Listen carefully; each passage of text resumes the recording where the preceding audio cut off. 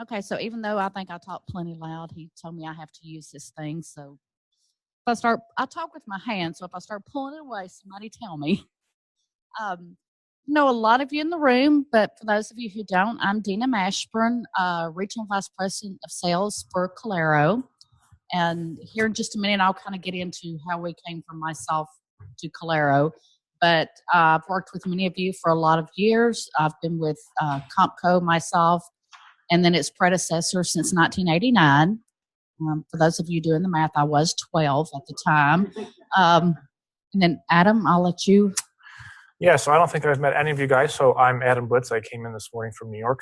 Dina and I and Randy in the back who just walked in have worked together for many years. I'm the director of our solution consulting team at Calero. So my role is to kind of be more of the technical, consultant, solutioner here with you guys. So as we go through the next few days of, demos and questions here, feel free to kind of stop me along the way and say, hey, wait a minute, we don't really actually do it that way. We want to see it done this way. And we can kind of let you guys steer the way that these next 3 days go. So that's the role that I play here. Randy in the back. Hi, everyone. Randy Burns, Vice President of Client Success. Many of you in the room I've met and known for a number of years. As Dina mentioned, we were part of CompCo, but she's going to explain how we came together at Calero. But pardon me for being a couple minutes late. I'm glad to be a part of the meeting today. And as Adam said, if you have questions, you don't have to hold it till the end. Stop us at any time. Of course, we're recording, so kind of wave at me and I'll bring a microphone to you. But any questions? In doing things like this, I think sometimes my biggest fear is you won't like something because maybe it wasn't shown the way you're used to, or you misunderstood, or we just didn't show it. So if there's anything you have questions about, please ask us, because I want to make sure that we're all on the same page. Next slide. So how did we get from Mysoft all the way up to Calero? As many of you are aware, in 2010, Compco and Pinnacle merged together. We had similar products. The Pinnacle product was much newer, had much more functionality. The Mysoft product, actually the product you're using today, was released in 1998. So development began 95, 96. A lot's happened in our world in 20 years. So while it's still a great product, it's old, it's aged. The Pinnacle product was where we were going. We had just started developing a new product, and it was where we were going. And we've done several, major releases since then to really bring it up to state of the art. That was our product moving forward. We've been through several migrations, acquisitions since then. But in 2013, we developed Calero. We were seeing in the industry there was kind of a gap in technology and customer experience. And, we felt like we did a lot of that well. And we found a few other companies that VeriSmart and Movero, you might have heard of those, that were also very good at that. So we joined forces to try to provide a best of the best. We want to provide you with the best technology possible, the best customer experience possible, and that's all wrapped in our analytics. Adam will get in and show you that in a few minutes, but our analytics are well beyond the reporting and dashboards that you're used to. It allows you to really dig in and use your data to make better business decisions. So just a few quick facts about us. We've got over 3,000 customers. On our expense management side, auditing invoices from your carriers and so forth. We currently manage over $7 billion in spend, $500 million in bill pay.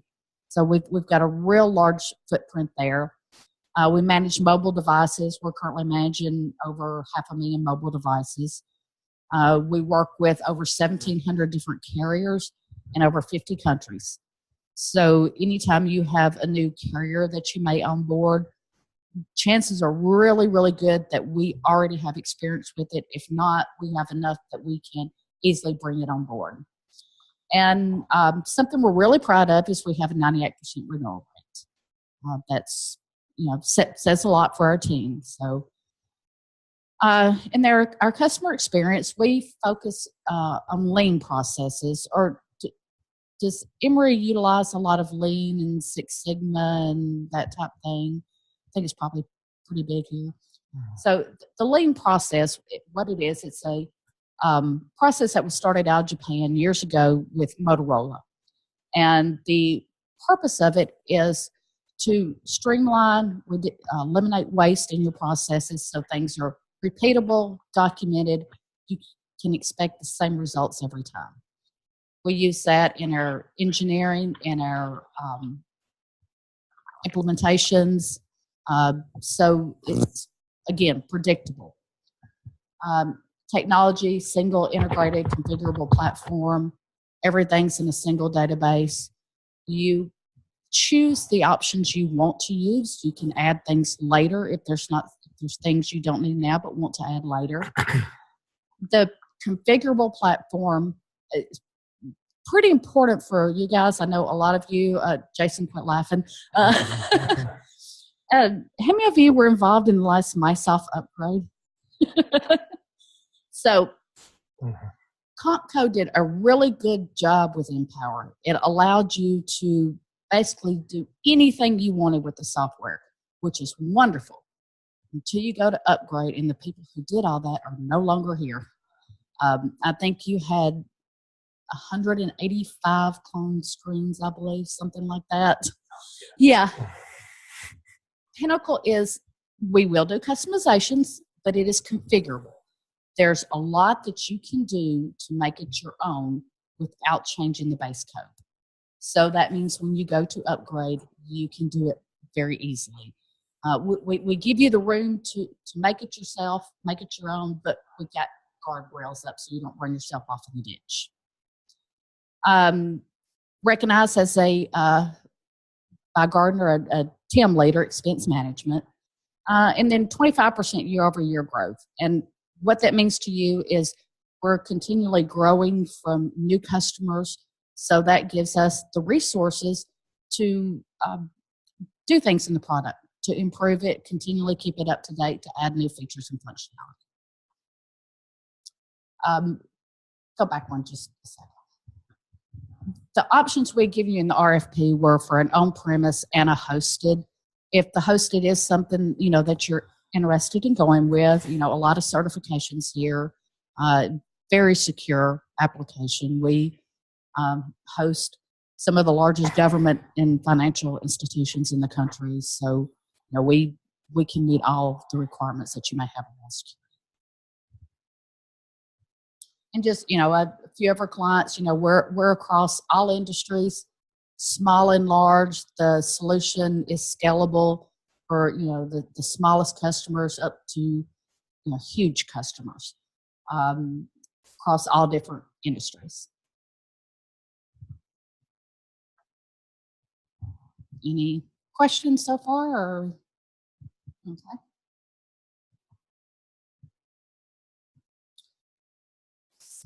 So again, the software is modular, so you pick and choose what you want. You can add on later. Service lifecycle management. Everything you do is about providing service to your customers. So everything in the software is built around that service. From the service, you manage your utilization and usage. That used to be call records. Now it's everything, your data, voice, mobile, license, tracking your software license, tracking cloud usage. We have customers that track printer usage and charge it back. So, tracking all that, your charge back for one-time charges, recurring charges, allocating to GLs or printing bills, not printing bills, you don't do that anymore, publishing bills to a web portal where your customers can access them. Your carrier expenses if you want to do the expense management. In-stock inventory, deployed assets, tracking all the different information that's associated with those. Your infrastructure, tracking your cabling, as it was called in Mysoft. Service desk, work orders, trouble tickets. We fully integrate with ServiceNow. I believe ServiceNow is what you're currently, I know you used Remedy for a while, then went to ServiceNow. Fully integrated with ServiceNow, we can do real-time bi-directional integration with that. So ticket comes into ServiceNow, can automatically create a ticket in Pinnacle and then send the information back and forth. We do use web services and APIs for the real-time integration. We can work with things other than ServiceNow, your financial systems and things like that as well.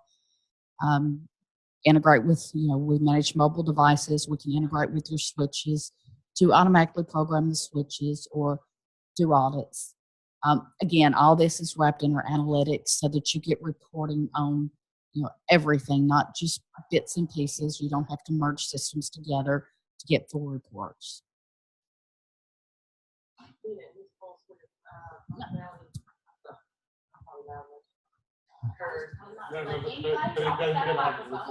Okay, yay! The functionality that you're mentioning, is that available in both on-premise and cloud? Like, if there's ever a difference when you're running through things to say, well, in the cloud it may be like this, make sure you call that out if you could for us. So the only difference in on-premise and cloud is you're hitting your server instead of ours. It's to your customers. They're not going to know the difference. You're hitting a URL. It's a service offering change. It's not a technology change. It's the same technology no matter. There's nothing we'll show you that you can do in one account.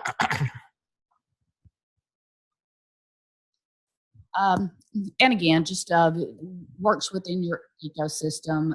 We do integrations, like we said, collecting data from your PBXs, sending information back and forth with carriers, sending information with your APs. Think of this as kind of external to Emory, and then this is kind of your guys' internal systems here. That's kind of why we have it broken up, right, left here. Working with your HR system, bringing in information about new employees to populate your system. Again, your ITSM, your ServiceNow, integrating with that. So we know that we cannot be everything, but we play well with others.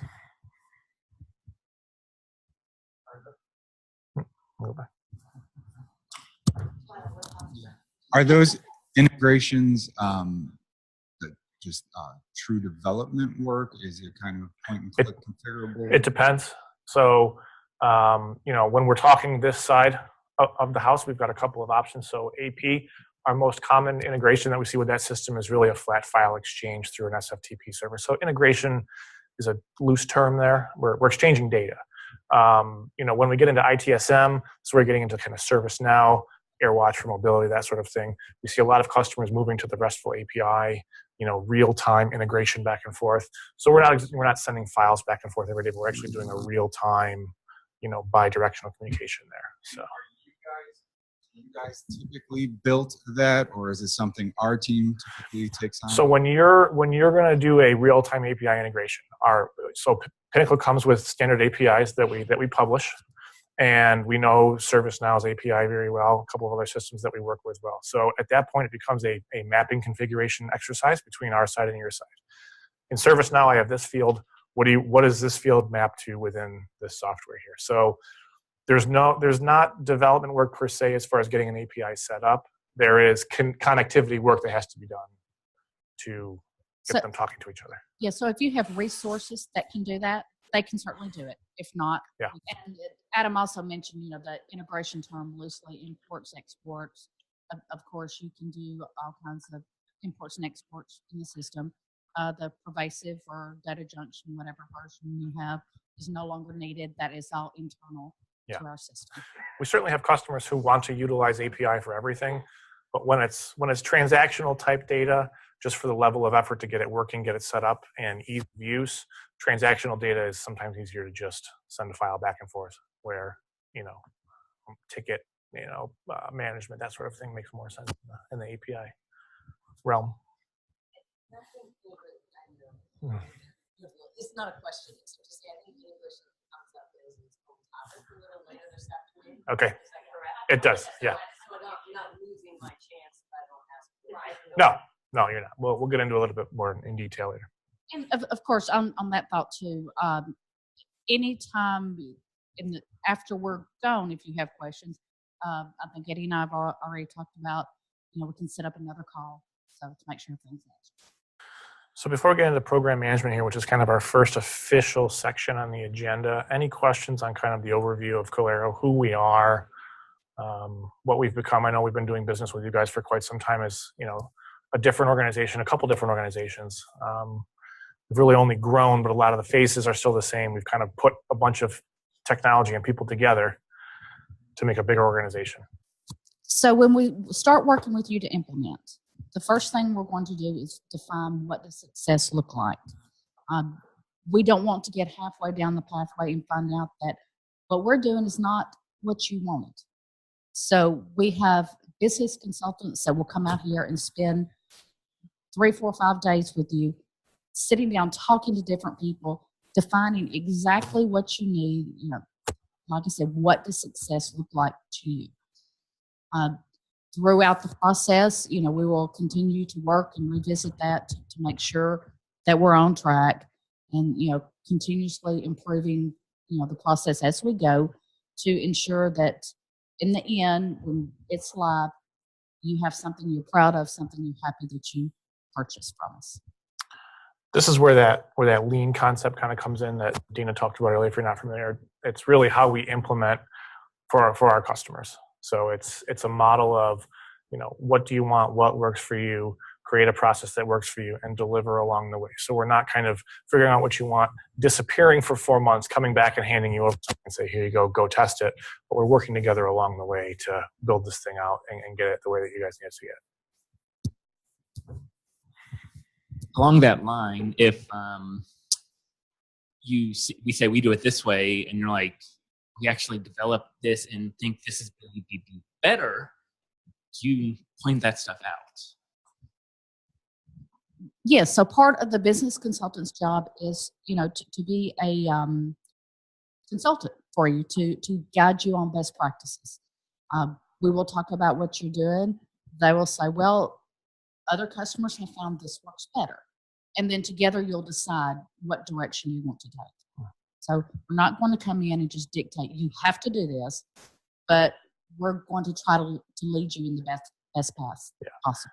And the seeds of those discussions will probably happen here over the next couple of days. That's kind of why I'm here, so that when we get in and getting some of these questions, I can kind of explain a little bit about that, at least at a high level. And then if you guys choose to move forward, that would be a much more in-depth type of thing that gets worked on during implementation. Yes, so when we start looking at, on that point, when we start looking at the actual product, you'll see me taking a lot of notes. That's so at the end, if you do choose to go with us, I've got a lot of good information to start the team off with. So again, you've got 2 different teams that will work with you from the beginning, business consultant and project manager. You'll have 2 dedicated people assigned, and then they can bring in other people, engineers and programmers as needed throughout the process. You'll also have a client success manager, which is person falls under Randy's team, that is more of your executive level contact. They are the person that, of course, if you need them to escalate something, they're there. But they're there to work with you from here on out, to discuss with you what they're seeing in the industry and just kind of help you move forward and keep you on the right path with the product. Okay, so any more questions before we get in and start looking? I think we reported. Just one over there, Dina. Just curious about how the client management role and the product management role work together on your side, along with communicating issues back to the customer. So do you both communicate, or how does that I'll take this one, Dina. information get left? Yeah. So client success manager and project manager. So you said the difference. So the project manager is there to make sure that your guys' implementation goes smoothly. They're really trained and focused on getting customers up and running, whether it be new customers migrating from a former provider or a former piece of technology to us. they eventually roll off. Once the implementation is done, you guys are in production. They stay on for a 30-day or so kind of post-production roll just to make sure that things are going smoothly. They'll eventually roll off and take on other project implementations moving forward. The customer success manager is different. They're with you for the entire life of the relationship. So you'll be introduced to them when implementation starts, though they won't be maybe joining every single implementation meeting. They'll know what's going on throughout the implementation. And then once production goes live, the official kind of handoff to them as your account manager, if you will, happens there. And then they become your guys' kind of single point of contact for things like escalations, issues, dissatisfactions, congratulations if they're in order, things like that. So we have a full support model internally in production that if you guys have, minor ticket request issues, things that you have questions on, we have a help desk. I'm sure that you're utilizing that today, same type of thing, but the customer success manager is there to oversee all of that for you. I think this is the right time to talk about this, so I'll go ahead and ask. Can you talk a little bit about in your in your hosted environment, what your development cycles look like as far as releases and bug fixes versus minor fixes, testing cycles, and all that kind of stuff in hosted? Sure. So, that's that question gets asked a lot, and there are some minor differences. So we try to do 2 major releases per year. And a major release would be, I'm not sure what version of Mysoft you're on now. Anyone know? Old. Oh, right. Okay, right. So anyway, so Pinnacle right now is on version 7.2. Okay. So it's 7.2.x. So X means it could be 7.2.1, 7.2.2. Those are minor releases that are patch fixes for folks who have upgraded, maybe found something that is not in our software yet. We will fix that, build a 7.2.1 release, which come out every 2 to 4 weeks, depending on sprint cycles.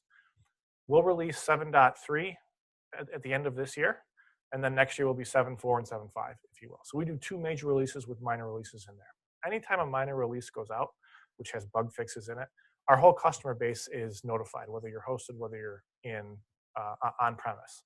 Perhaps we made a fix that you guys weren't experiencing or means nothing to Emory. You don't have to do anything. Perhaps we made a fix that helps you guys. You can then go ahead and either with our help in a hosted environment, we would do that upgrade for you, or in a premise environment, you guys can perform the upgrade yourself with us kind of there supporting with email, call, questions, that kind of thing. We do like to keep all of our customer base within 18 months of the latest release that's out there. So say you upgraded tomorrow, technically you don't have to do anything for 18 months, but after about 14 months, we're going to start contacting you and say, hey, we haven't heard from you for a while. You're kind of on an outdated version. We'd like to work with you to see if we can get you guys up to the latest release. Helps in a couple of fronts. Easier for us to support you guys. Easier for you guys to get support from us. And you're utilizing some of the latest and greatest features that we have out there. So upgrades within the Pinnacle platform are a lot more straightforward and easier, I will say, than any Mysoft upgrades that you guys may have gone through. Part of the reason for that is because of that configuration versus customization discussion that we had. Pinnacle can be configured to make it your guys' own without changing base code. Where Mysoft, every change that you guys wanted from the off-the-shelf software, was essentially a customization to your guys' environment. Ability is still there. It is one of our last options that we go to when a customer comes to us with a problem or gee, it would be great if your software could do this.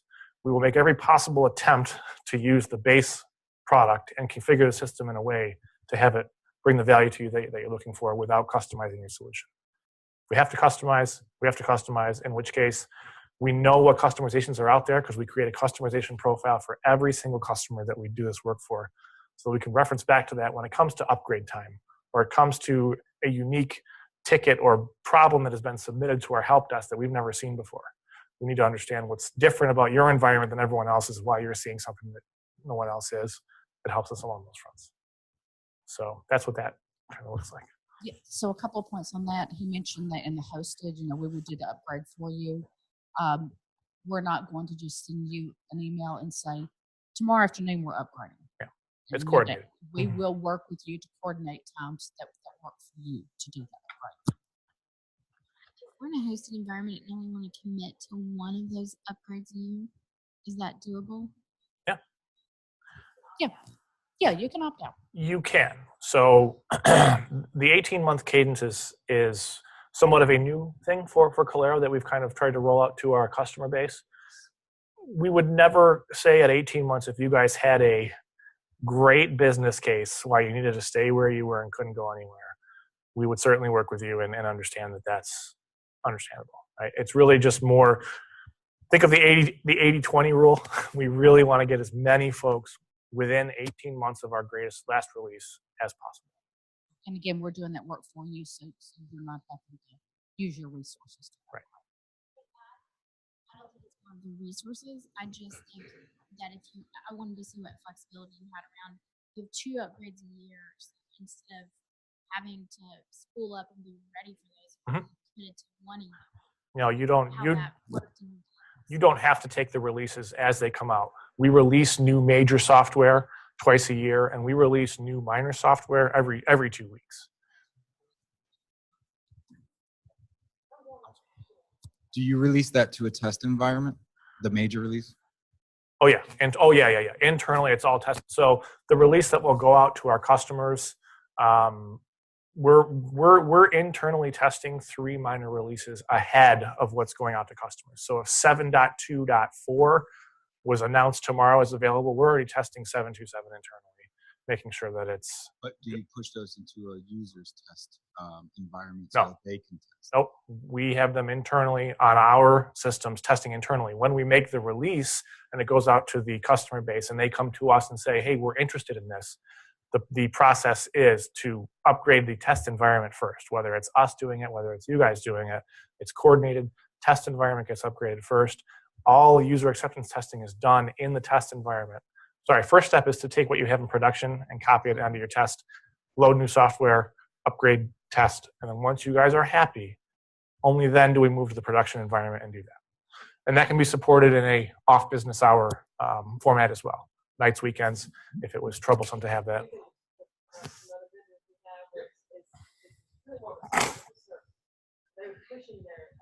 No.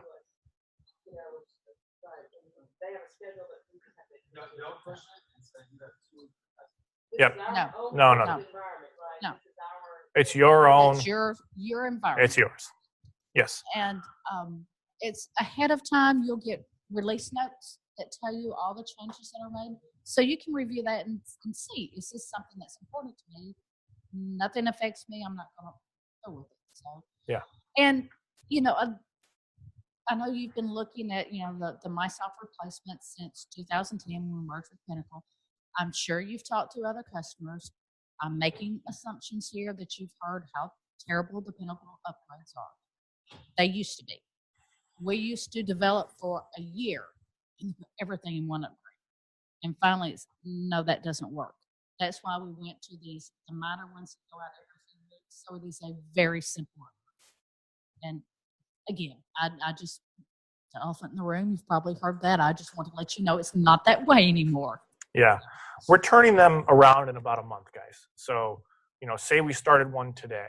We would, copy your test and your production on your test today, install the software, give you guys 2 weeks to kind of go through a test program. We have our own testing UAT documents that we can give you. You guys can make up your own tests. During those 2 weeks, you guys kind of let us know what you found, what you saw, we fix them. And then the second half of the month would be, okay, let's go ahead and put it on production now. And let's do that testing again. And then we're really closing out the upgrade project by May 31st. And we're done. So I've got a couple of implementation questions, and so I don't have to touch this microphone again. I'm going to lay them all out, even though they're not related to each other. The first one is in terms of implementation, if you could describe a little bit what the data migration, data conversion process looks like. And then number 2 is, you spoke to it a little bit earlier, but I just would love a little more detail to be clear in my head what the support model looks like during conversion and then post-conversion. Sure, yeah. Do we have a section on data migration in the agenda. I don't want to go too into it if we have a full section on it. Okay. There is. Okay. So are you good with that? So we'll hold that till then. On the support side, I can answer that for you because is that part of the migration process? Or do we want to talk about that now? Yeah, it won't take long. Yeah. So support we kind of touched on a little bit before. So as you're going through implementation, you have your implementation project manager, who's your main contact for any issues that you have. Usually we have customers have a project manager on their end managing it so that these two folks are kind of managing both wheels turning here at the same time. We provide a business consultant who's kind of your business process expert, who's in there offering best practice recommendations and is also there to resolve any concerns, questions that you have during implementation. Maybe we built something for you, handed it to you to look at. Gee, I really don't like that. I want it to work this way. No problem. We'll go back. We will rework it. Look at it that way. The PM is really there to make sure that everything stays on schedule. The consultant is there to work with your end users, subject matter experts, to make sure that the system is set up the way that they want it to. And we have a variety of technical staff on the back end who you may not be dealing with every single meeting, but will be coming in and out to build some of the technical configurations that you guys need, integrations, that sort of thing. Any problems during implementation are all routed through the project manager. Escalations can still go through the customer success manager, who's your overall account manager for the whole thing. Once you move into production, we have a standard help desk that can be reached via telephone, via email. It's staffed 8 a.m. to 8 p.m. Eastern time, as well as folks are monitoring emails throughout the night if they happen to be. I don't know of any emergencies that have come in at 3 in the morning at a lot of our customers who work 8 to 5. We do have SLAs around those resolve times. I can tell you that through 2017, we turned 80% of the help desk tickets that came into our help desk within 24 hours. So you submit at 3 o'clock today, me a problem, by 3 o'clock tomorrow, 80% of the stuff that you've submitted has already been resolved back to you, and you guys are off and running back and working. The other 20% are usually some of the more complex issues that come in, larger problems that just require more folks on our end to get involved. From that sense, our turnaround time, I think, is pretty good. Our support desk is tiered, so you'll call in and you'll get a tier 1 support person. They handle some of the easier turnaround stuff, password resets, that sort of thing, and it goes up from there: tier 2, tier 3, tier 4, depending on the complexity of the issue that has come in. We'll talk to data migration when we get there. Okay, cool. And as far as what the implementation looks like, as I said, you'll have a team that comes out and spends several days here. Then when we actually start looking at it, depending on where you are in the process, the consultant may have 2 or 3 working sessions set up a week where they're actually working with different people on your team to get the work done, to get you set up. Again, it depends on your time, the resources you have available, where you are in the project. Then once a week, they typically do just a quick 30-minute review. The project managers come in with it just to discuss what's been done this week, where we are on the implementation. Then once a month, we do like a 10 or 15-minute executive level call where we would bring in, Steve or somebody like that to make sure that the executive level understands exactly what's going on in the process. So everyone's kept up to date. All our project managers are PMP certified. Everybody is kept informed all along the way. Nothing's done kind of in the dark.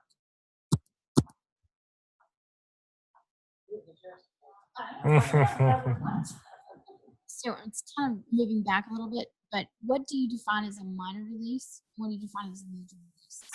Yeah, so a major release generally introduces new functionality, where a minor release is a fixed release. So major release 7.2 came out, released to our customer base, starts getting used. We start collecting help desk information around version 7.2. Customers are finding this, seeing this.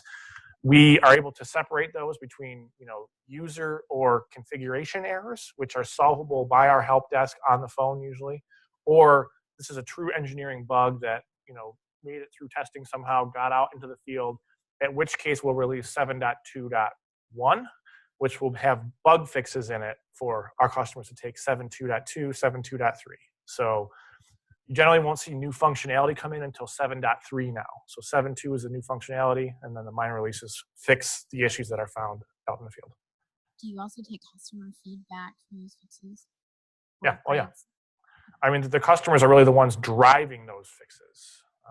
They're the ones where the information starts. So we have our own product roadmap, which has heavy, heavy influence from our customer base. Last but not least, what's the background of your business consultants? What do they specialize in? Based on your customer, are they academic? Have they supported academic? They're business process engineers. So business process engineers within the telecom management space. Right, but if you send some to me and they've never been to an academic institution before, how do you? Yep. Well, in that particular example, academic institutions make up a very, very large slice of the pie of our business, but I understand what you're saying. Our business consultants, I think the newest one's been with us. 3 years, yeah. We've got some, George Blue, you may know some of you from Mysoft. He's one of our business consultants who's been doing this for 20 years. But a lot of our business consultants, like the one I just mentioned a couple years ago, she came from a university. We would never send a newbie out here. The first year or so, they are kind of going behind someone else and working with someone else. So they thoroughly understand it. If they don't have the background, which I say if they don't have the background, I don't know that we have any. It's generally within our company. It's generally a promotional position. You joined Calero doing something else and worked your way up into this position.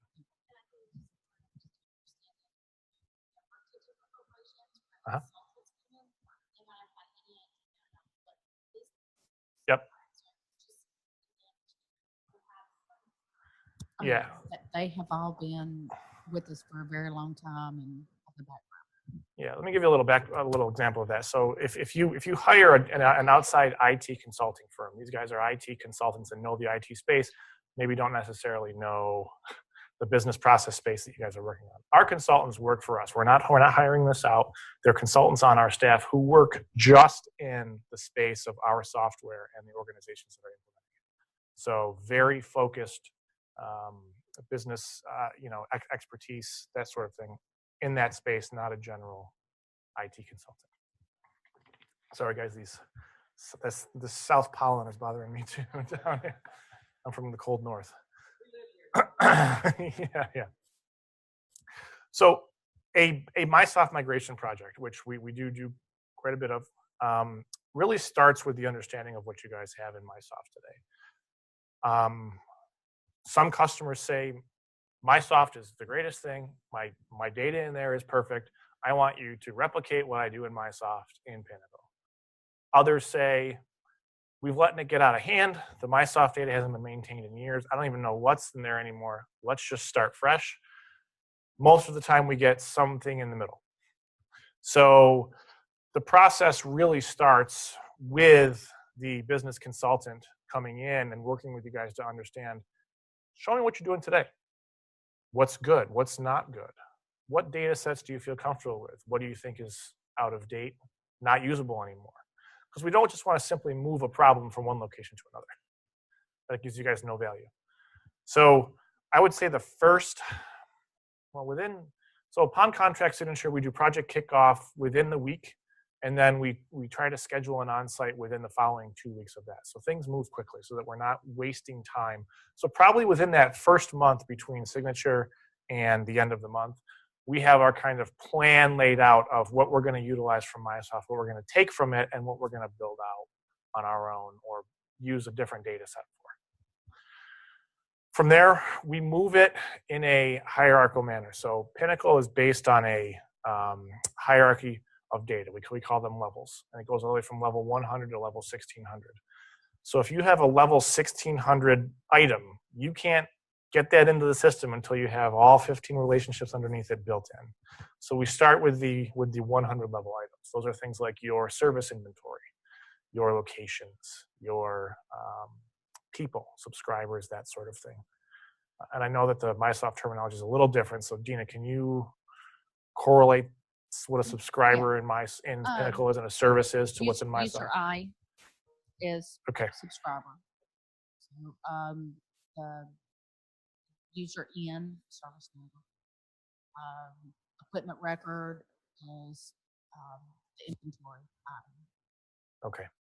And I know a lot of customers come to me and say, okay, after 8 years, do you not have a script that takes myself and moves it? No, that can't be done. We tried, but as you know, Mysoft is very customizable. So what you have doesn't look anything like what this customer has or what this customer has. So there's no way to say, here it is, move it over. That's again what the business consultants will do. They'll come in and work with you to see how you have it set up. Because I mean, even within the basic setup, people use different things for their user records. Just, you know, all the user defined fields and things like that, which Pinnacle has user defined fields. But no two customers, and we've moved probably 60 over, no two customers have ever been exactly the same. So even though we've tried to create the scripts, we have some basic things, but it's not possible to have one that works for everybody. So again, the business consultant will work with you to map out, okay, this in Mysoft relates to this in Pinnacle, and move it over that.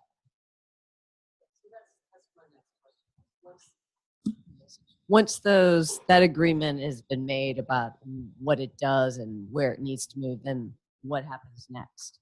And like by that I mean who's doing what? We are. Calero is.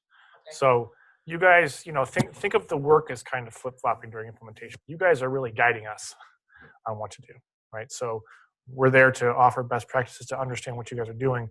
Once you guys sign off or are happy with a particular data set or a business process, we then take that, go and build it, get the data in for you, build it for you.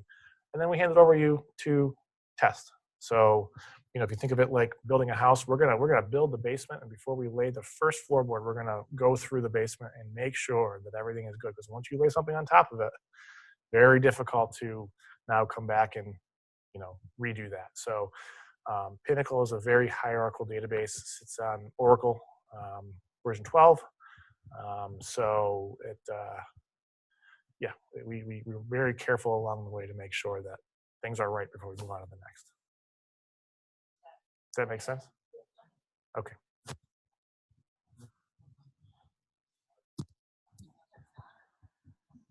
We don't necessarily need all 2,500 years of Mysoft data in there, but what is there a way for us to bring in data, legacy data, so we can view it? We don't need to put it into the live system, but you know, we might want to refer to something.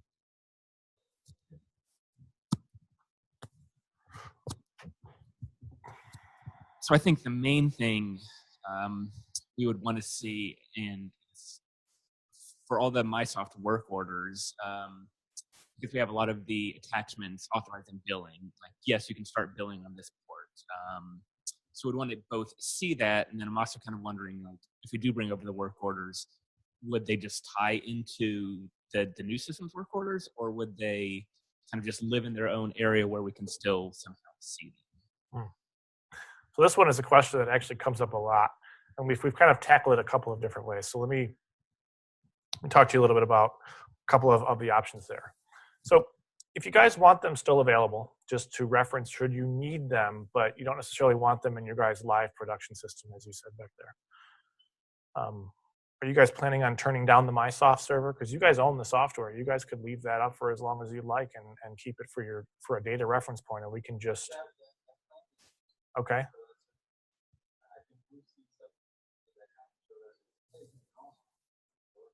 Mhm. Okay. Yeah. So. Yep.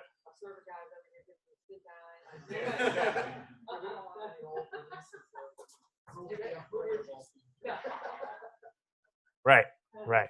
So okay. Yeah. So work orders are something that a lot of our customers want history of. So my answer to that has been to them, and what we've done in the past is we've moved work order summary information over from one database to another. So you know who did it, what happened, when it happened, and things like that. But we're not bringing over all of the interrelationships that our work orders within Pinnacle reach out to. So anytime that you do a work order in Pinnacle, right. So attachments are stored as what are called blobs within our Oracle database. I am not sure how they're stored in the Mysoft database, but we have moved attachments before as well. Right. So the only issue that we've encountered and it really depends on how the customer has named their attachment, because we need some sort of relationship from the attachment name to the work order, so that we know, because the work order summary goes in first, and then we got this whole list of attachments. How do we know what goes where? So there has to be some sort of relational information, whether it's a naming convention, the first 5 digits of the attachment or the ticket number, something like that, so that we know what goes where.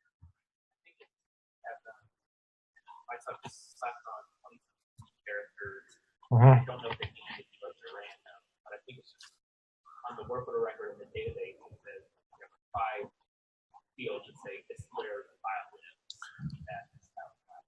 So I'll make that as a note to kind of look into.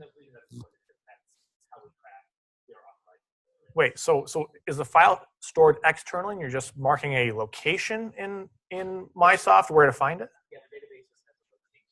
Oh, yeah. Okay, yeah. That's fine. I thought you were actually storing the attachment within the database itself. Okay. In Pinnacle, you can actually attach, you can actually attach it right to the work order. Okay, yeah. Then my answer is absolutely. So we would have to go through and understand. This is truly summary information. Legacy number. What happened? What was the user ID or service number? When, that kind of thing. We recommend only moving closed work orders. So we would recommend a point in time that you're going to cut off and move over.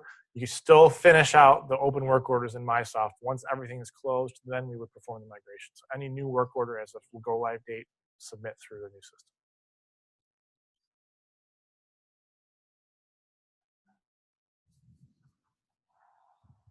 Speaking of the go live date, would you aim for like fiscal year? Is that something that's done often? Can it be done? Or like if it does have to be in the middle of the year, how would that process look? Yep. So let me give you the answer to that.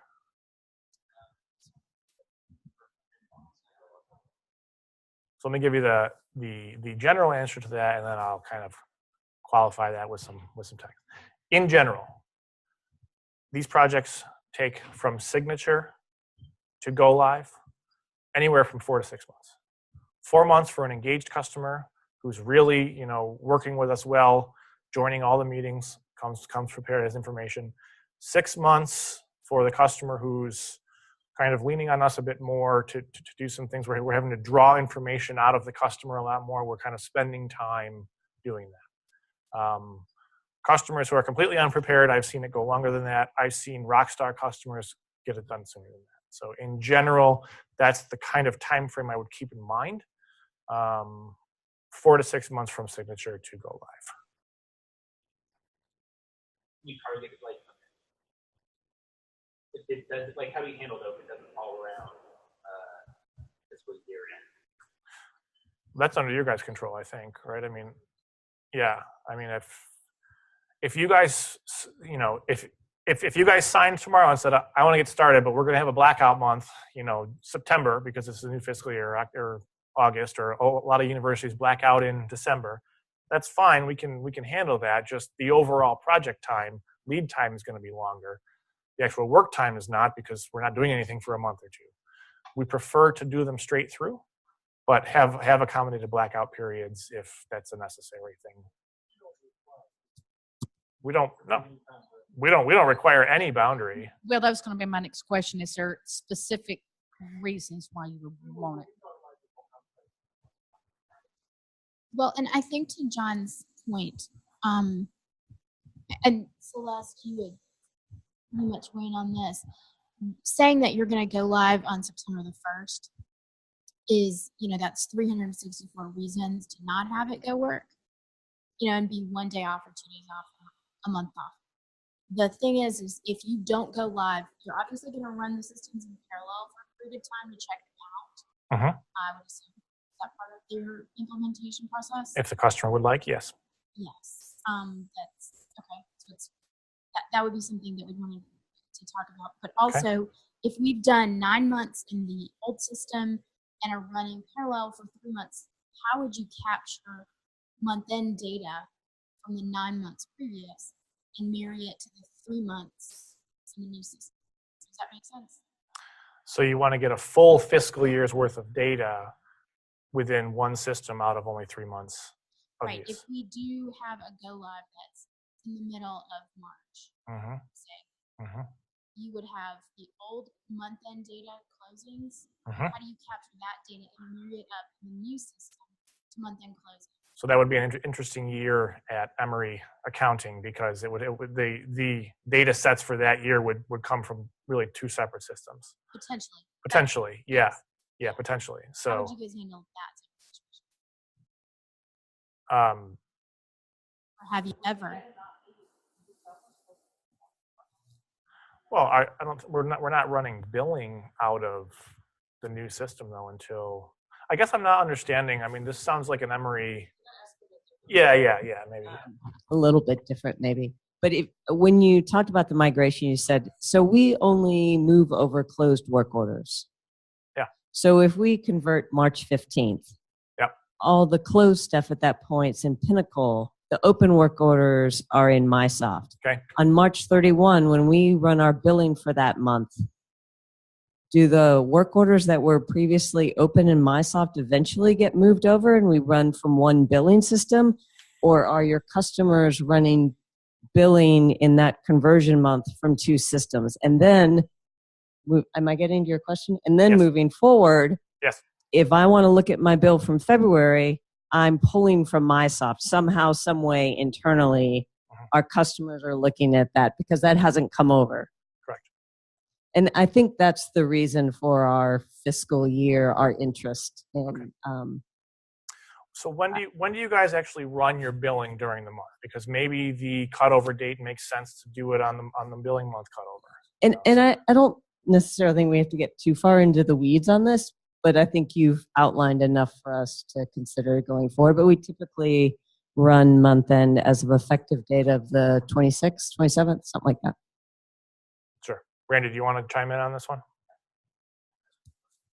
So I get the work order and the transfer process, but is there any other fiscal issue to having the systems transverse fiscal year? In other words, the end result of both of them is we're going to feed information to your general ledger system, whatever your financial system is, will mirror that, so it'll be the same in either one. So is there any other accounting reason that would be of a concern for this transversing a year? So right now, what we send to the conference is all up. So the customer wants to give me capital in my stock. And so they want to give them that in my hypothetical. Under the March date, they would not get count in one fall. And then if they were crossing a year multiple years. Right. That answered my question. That's what I think. Yep. I'll go back tonight and see if I can get in touch with George or Shane or somebody like that and see how other customers have handled it. Yeah. And then we can bring it back with that. Yeah, we could even hook them up with another customer who's done the same thing if you guys wanted. And we have reference customers who you guys can certainly utilize. You know, if you have concerns on some of the question or answers that we've given or questions on it, no better source than someone who's done it already. What else about implementation, program management, and that here? Hey, Eddie, what was next on the agenda? On the agenda, it's actually at 2:15, so we'll probably do. You guys ready? Yep. Go for it.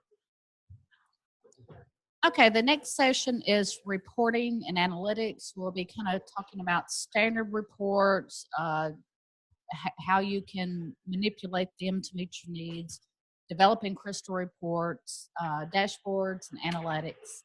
And I believe Adam's going to start off with their analytics. Yeah. So if you guys remember on the presentation earlier, one of the slides was Dina was talking about the communication lifecycle. She had a red circle around the outside, kind of wrapped all the data, and it said Insight Analytics in it. So what you're seeing here is actually what Insight Analytics is. It's a new product for ours. We've rolled it out since version 7 of Pinnacle. This is one of the big enhancements that I talked about that come out with major releases. It's a business analytics engine that is wrapping all of your data within your database and giving you some kind of different views, different methods of interacting with your data. Use it to answer questions, understand what's going on, understand where things are, what they are. So we have the product available to look at multiple areas of data of the application. So what I'm looking at here is on the service management. And again, correct me again, Dina, service in Pinnacle is equal to or like a user in Mysoft? The service number will be a user in. User Yes. in. Okay. Yep. So think of it that way. Okay. So have you guys used BI tools before on campus here? Do you guys have it rolled out with other things? Okay. So it works in a very similar manner. Used to help answer some questions. So you'll see we have some kind of standard things here. We have our services broken out by where they are, the actual service count that we have over time tracking their disconnects, number pools, top inventory types, that sort of thing. Perhaps I'm interested in looking at this data, but only as it pertains to what's at a specific location. I can simply click on that location. It's on your thing, isn't it? There we go. And you'll see that the entire graphs all adjust to show us information regarding that particular location. Go ahead and remove the filter there. All of the filters work the same way. So perhaps I want to look at this page again of what's at the US Supreme Court building. But I want to leave the services overview page, which is designed to be kind of your one-stop shop, executive director level. Give me a one-page PDF what's going on in my program. So I'm interested in the US Supreme Court, but I want to see some detail behind it. So I've just paged over to our details page. And now we're looking at some details around the circuits, where they are, who owns them, what they are in regards to the US Supreme Court. So filters kind of persist themselves through the entire application here. You can also remove them from any page as well. So maybe I want to go back to get a full overview of what's going on here. There's a service detail for everything in my system here. The tool is equally powerful when it comes to things like building a story. So a story can be a collection of screenshots, a collection of pages, information out of our analytics that you may want to save, snapshot, and then add into a PDF or a PowerPoint presentation later on down the line. I'm trying to get a different system open here so that I can show you that functionality better in a system that has some more data. Bookmarks. This works the same way as any kind of saved search. So perhaps every time you want to come in, you have a specific data set that you want to look at. So you don't have to go through and set your filters up every single time you come in. You can simply create a bookmark. So when you come into the application, into analytics, you can go and you can select one of your bookmarks right here that you have set up, and it'll immediately jump you to the filtered data that you want to look at. Okay. Yeah. Are they set ones or per user? Publish a common one or views or? So a bookmark is done per user. So if you log in, you set yourself up a bookmark. The next time that you log in, that bookmark is available for you. Okay. Kind of like, Yes. it's kind of like the bookmarks you use in your browsers. This is important to me. Okay, I guess I was thinking of kind of something that views that everyone so we'll look at that when we get into the application itself. Okay. Yeah.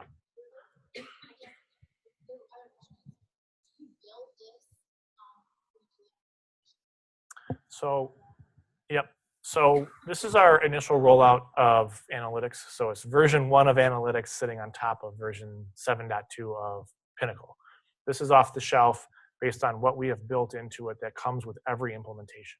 So when I say off the shelf, every single customer, this page looks exactly the same with these types of graphs. So as we continue with our analytics deployments and enhancements down the road, we are going to be adding feature functionality so that our customers can actually build their own analytics in here. Because perhaps this isn't relevant to what you're doing at Emory, or all these graphs are not, relevant to you. That will be in future releases of analytics. It is not in there yet.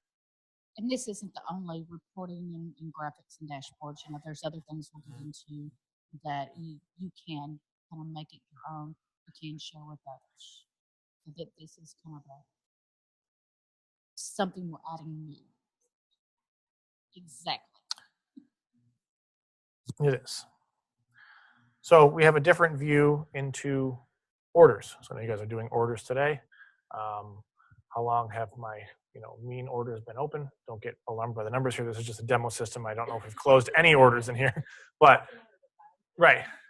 The idea is that this gives you kind of a one-page dashboard as well of what's going on within your guys' work order environment, right? Where are things sitting? What's been closed?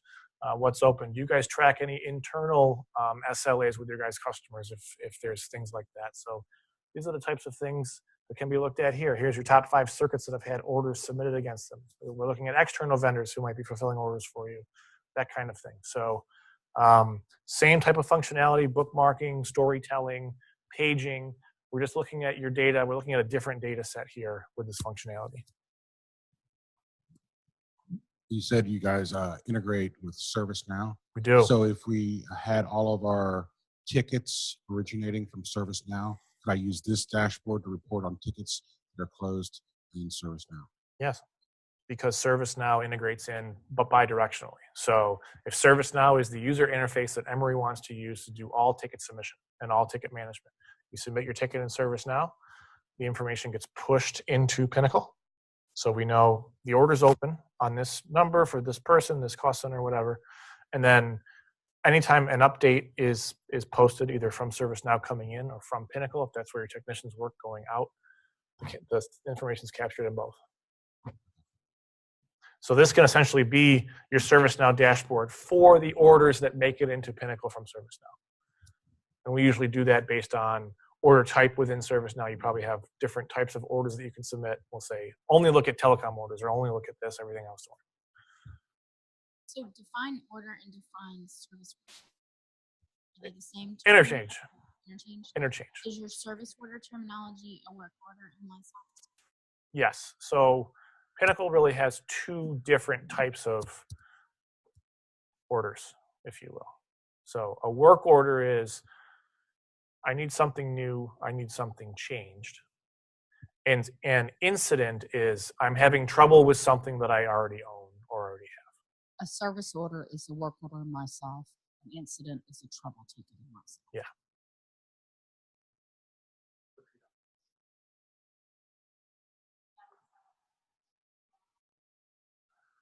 And if that ServiceNow ticket relates to a service that you're tracking in Pinnacle, we could certainly push those in if you had any reason to track it out of Pinnacle.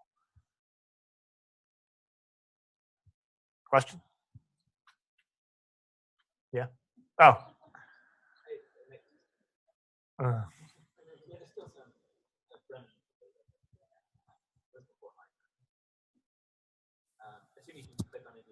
Yeah. Yeah. So what's my longest current open request? Any of these are interactable here. Centrex orders. I'm using my computer again. We're doing an interesting sharing thing here. Yes. Having trouble with his computer fitting because of security, so we've got it on Tom's. Yeah. So yeah, quit working on your computer. Yeah. So maybe I'm interested in just my Centrex orders that are out there. Here's all your information on that, or all your data circuit orders, or something like that.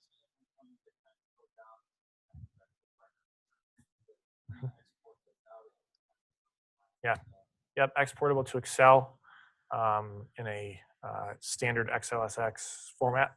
And then from there, if you wanted to PDF it or whatever, you can do that right from Excel. Yep. I wish I could show you how to screenshot and build a story, but I don't have the screen capturing technology on this particular system. But I can essentially go through and if I were to hit, the little camera icon, it would section this page up into all the different graphs. And perhaps I'm only interested in this, and this. I can grab those 3 images, store them either locally in a folder on my hard drive or internally here within Insight Analytics, and then go and kind of build my story out that allows you then to add text, add any other information that you want, and then that gets exported to either a PDF. You can build a PowerPoint with it, all of that stuff. So I don't think so. You can go in and take what we call a lasso. I've got a lot going on here. Why? Circle it and bring up all the data behind it. Yeah. One piece to show you Actually, I think I can. So let me show you a lasso. So a lasso is done for date graphs only, excuse me. So you'll see this graph here. We're looking at multiple months here. If I were to click on this point here, everything would readjust itself to look at just October. So let's go ahead and do that. And we're saying, okay, here's my October data, but perhaps I want to look at October and November. I can lasso it, and you got a Mac here, so I don't know how to do that on here. But you could lasso 2 months or lasso 3 months. So you're not looking at either everything or 1 month. You can look at multiple months within that.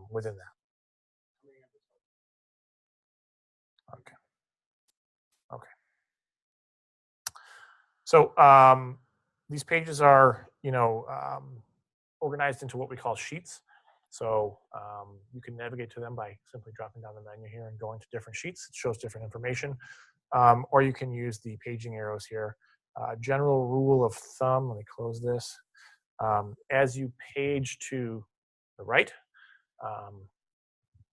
your guys right? Yeah, as you page to the right, the information gets a bit more detailed.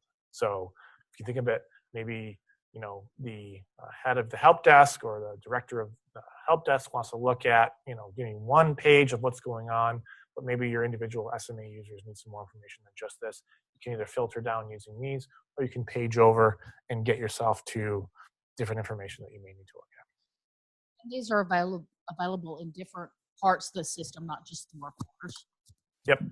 Here's the area that we have the analytics built for in the Pinnacle product today. I think for you guys, what would be important: inventory management, order and provisioning. If you guys track revenue versus invoiced, I don't know if you guys are doing that today. Service management, and then call accounting usage management, if that's done here as well. Back on the power screen, is it possible to drill that down to specific work groups? So like the technicians versus the is it possible to drill that? Yeah, so let's see. Down? So let's go to the service orders, see what that does for us. New.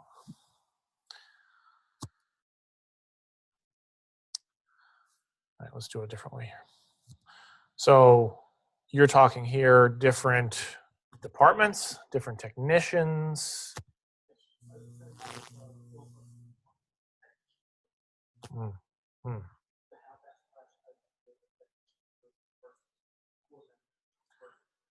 Let's see what we got here. Yeah, here you go. So here's your assigned technician, service orders by technician. So we can see in this particular demo setup, we have a couple of, maybe it initially lands on the help desk or lands in networking, but then we have individual technicians here as well. Yep. And then drilling into each of those would give you the information around. Your end result there, are you looking for how the technicians will get in to see what they have to do? Okay. I just want to make sure that we were. Yeah, from an overview, yeah. So analytics, Pinnacle is a role-based security managed application, all done through the web. So analytics is managed by tokens. So You guys buy an implementation, it comes with a set amount of tokens that are handed out to key users within your organization. Usually, managers, department heads, that sort of thing. So it's not like this functionality can go out to 500 different users within your organization.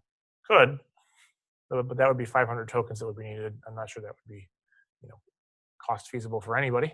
Yeah, all the other reporting is available to anyone. Correct.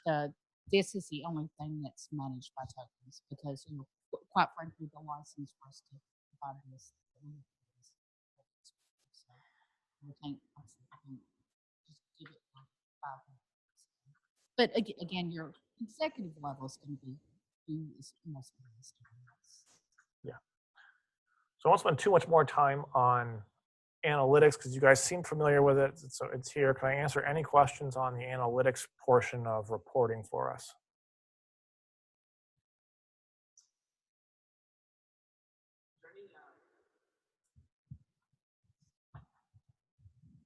Just kind of thinking like, I know half of it, us looking at it, trying to notice trends that we want to see, but is there anything that you guys help find trends in our data that might be useful? Sure. So in the traditional telecom management business line, which is what you guys I think in general are looking for here, we much more play the role of software provider and implementation consultant, where you guys are kind of managing the day-to-day after implementation is done. We have other business lines where we do offer a lot more consulting, customers who do expense management with us. So we're actually receiving carrier invoices for them. We're looking at things like carrier contracts, cost overages, mobility devices that are deployed and not being used or are consistently going over their data or minutes, or do pool optimization. So it is available for us to help manage some of that stuff in the space that you guys are in today. I'm not sure there's much for us to do once implementation is done. Dina, you can. Yeah, I mean, pretty much it's using the reporting to see how close you are to budgets and throughout the year and things like that. You can do things like that with it. Is there anything in particular that you're of interest I should have asked in? that. Our end, we're just starting to wanting to look at some of this data that we have this data. What do we want to start looking for? Right. Right. That now. So if you have anything available that says, hey, usually people look at this. Yeah. Or this is what we just kind of start. Yeah. Like with the KPIs that what are the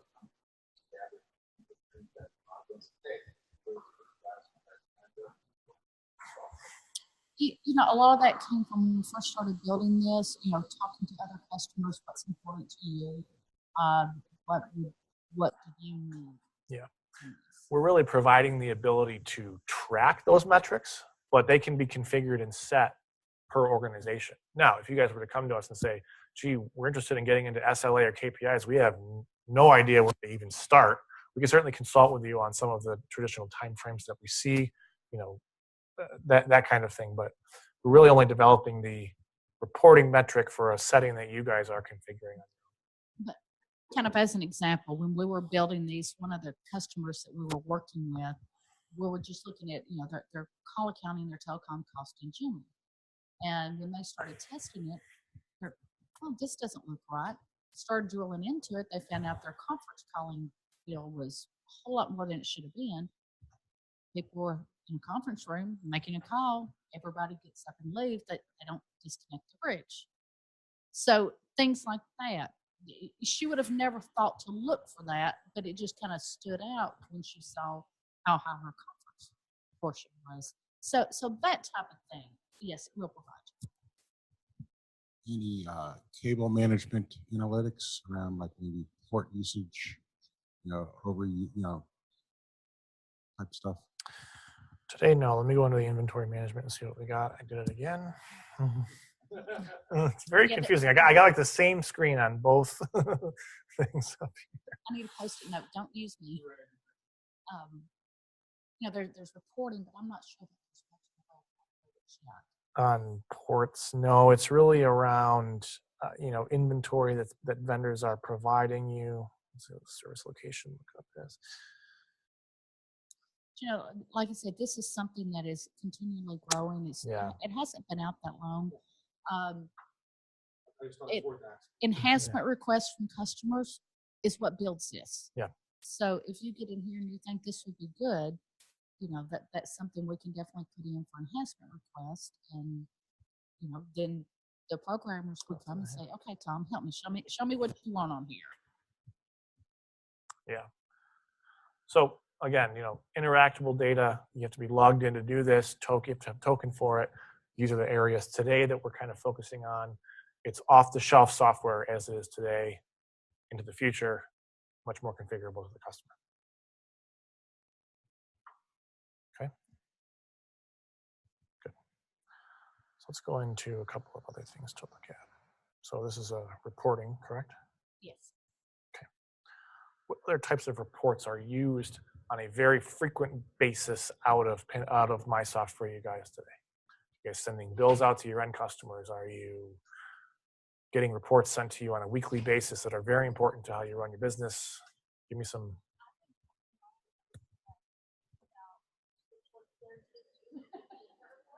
Okay.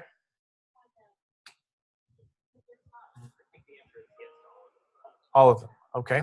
Right. So I think very little is being used today in what was provided out of the box from Mysoft. Mm-hmm. Here's the canned report. But if you went to our Mysoft application today and went to the reports menu, they'd all be listed there, right? Yep. And so every once in a while, somebody pulls it and they go, this data looks terrible. And I'm like, this report's terrible. And like, why would you use this thing that's there, right? So I would say that from an end customer perspective, they have an invoice that's posted on the shopping cart, and that invoice and that format's like a crystal report, and that's what's used. But Same technology. It's pulled. It's not pushed today. Yeah. So then everything else really is a customized over years crystal report. Okay. Some of those exist to access through the application and are used as batch reports that are sent daily, weekly, or monthly to people. But I would say that's maybe 20%, and the other 80% are crystal reports that live on people's computers that they pull when needed. How does an end user get their bill today?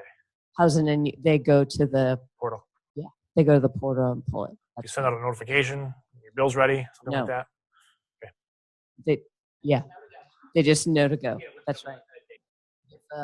If a high-end user wants to drill down into their bill, they have no way through the application today to say, give me this back, right? Give me what this data looks like to build that as a one-time or an ongoing place. So they would either create a ticket and request that, or they would get really curious and find out if they could get read-only access to the database and build it themselves.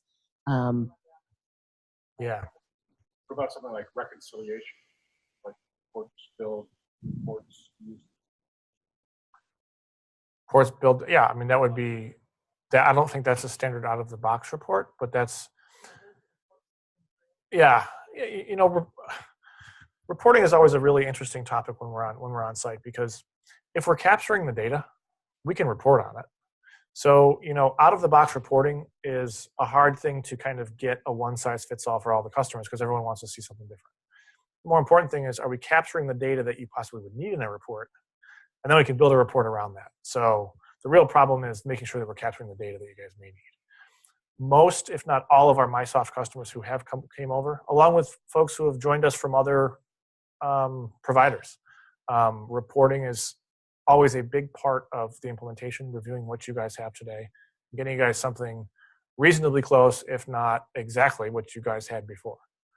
I'm assuming since you guys have had Mysoft, implemented for as long as you have, some of those reports probably could be refreshed or a little more visual pleasing. We still do use crystal reports in Pinnacle as well. So though we'd be hitting some different table schemas and some different things like that, the same type of reporting technology is still available to us. So if you have a user set that says this report has to look this way. We have had customers that have said, I don't care that we're on a new system. This report has to look exactly the same as it did, and we've been able to deliver that. Do you often have people that call you different departments or that call and, okay, I need this report. It's not something you have. You've got to kind of quickly put together something to send them. It's not something you have standard. So, oh, okay. Adam, show her interactive report. She can do her own. Yeah.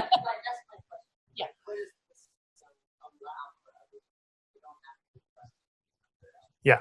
So are you interested in maybe the end user logging in who's not any kind of manager or anything? They're just logging in to look at their own information. I'm more curious if somebody wants to create their own, not look at something that is defined for them, but something they want to be able to. A manager at a manager level. Right, or just somebody who's smart and uses the data, right? It might be an analyst. Yeah. It might not be somebody with that title. Yeah. So not only the crystal reports, but the interactive reports, I think, might be helpful to you. No, it's not cloud. It's not a pretty report that you're going to send somebody. It's a down and dirty. I need this data, and I need it now. They're called interactive. It's called interactive reporting. Yes. It is a query service within the application. That is a perfect way to put it.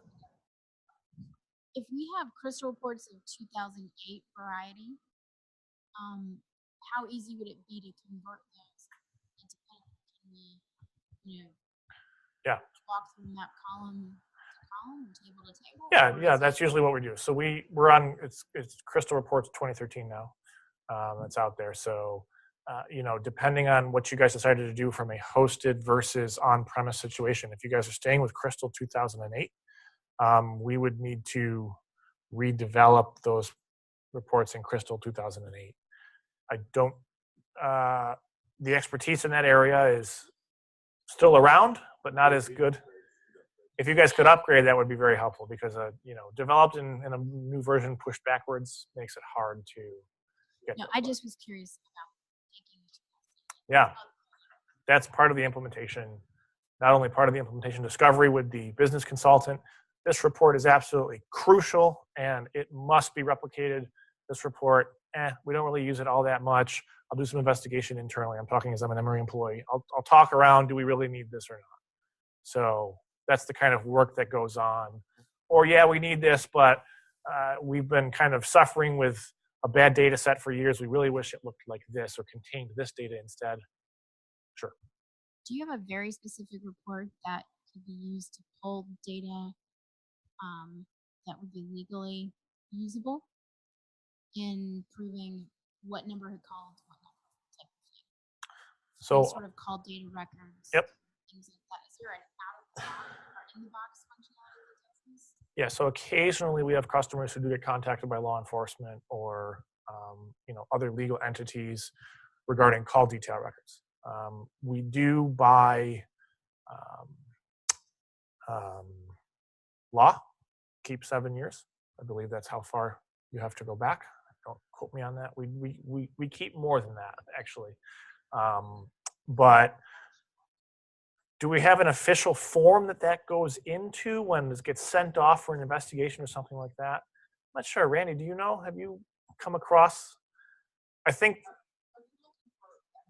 I'm thinking of more of an official report. Do you have a report already built?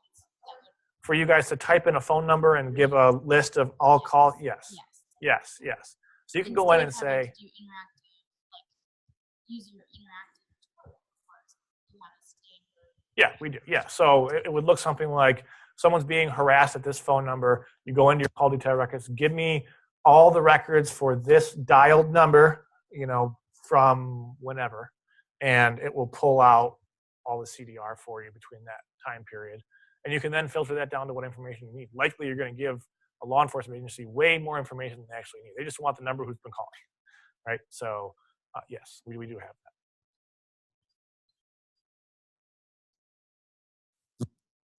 Okay, so interactive reporting, right? So all that I've done here is I've landed on a landing page here. We're just looking at services or user IDs in Mysoft terms. Across the top, we've got a couple of different things that we can do. This page laid out in a way that just means something to me. I want to know the user ID, what it is, the switch it might live on, where it is, that kind of thing. This is configurable, and I'm using the word configuration, not customization, configurable to how the user wants to see it. And it's done on an individual user level. So Eddie might log in and say, geez, Adam's got this laid out really strange for me. I don't want to look at it that way. He has the ability to rearrange this page, have it however you want, hide things that he doesn't want to see, change the available filters that are up here. These are what work for me, possibly not for him. Always have an advanced search where you can go in and get every possible way to filter. So these are just kind of quick filters. I put them on this page so I don't have to click around. Maybe Eddie only wants the service number here and everything else hidden. Fine. Okay. Everything is always downloadable to Excel off of a list page here. So you'll see this is kind of already in a column row format. You can download it here. What I'm going to go into here is interactive report. I'm going to pull this up.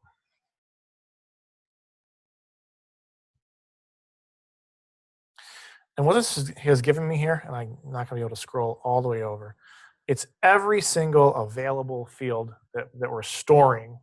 Why is that not showing up here? It's on your screen. Yeah.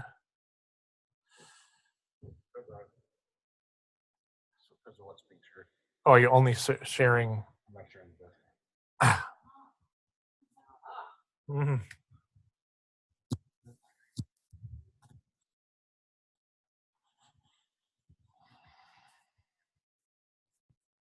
There we go.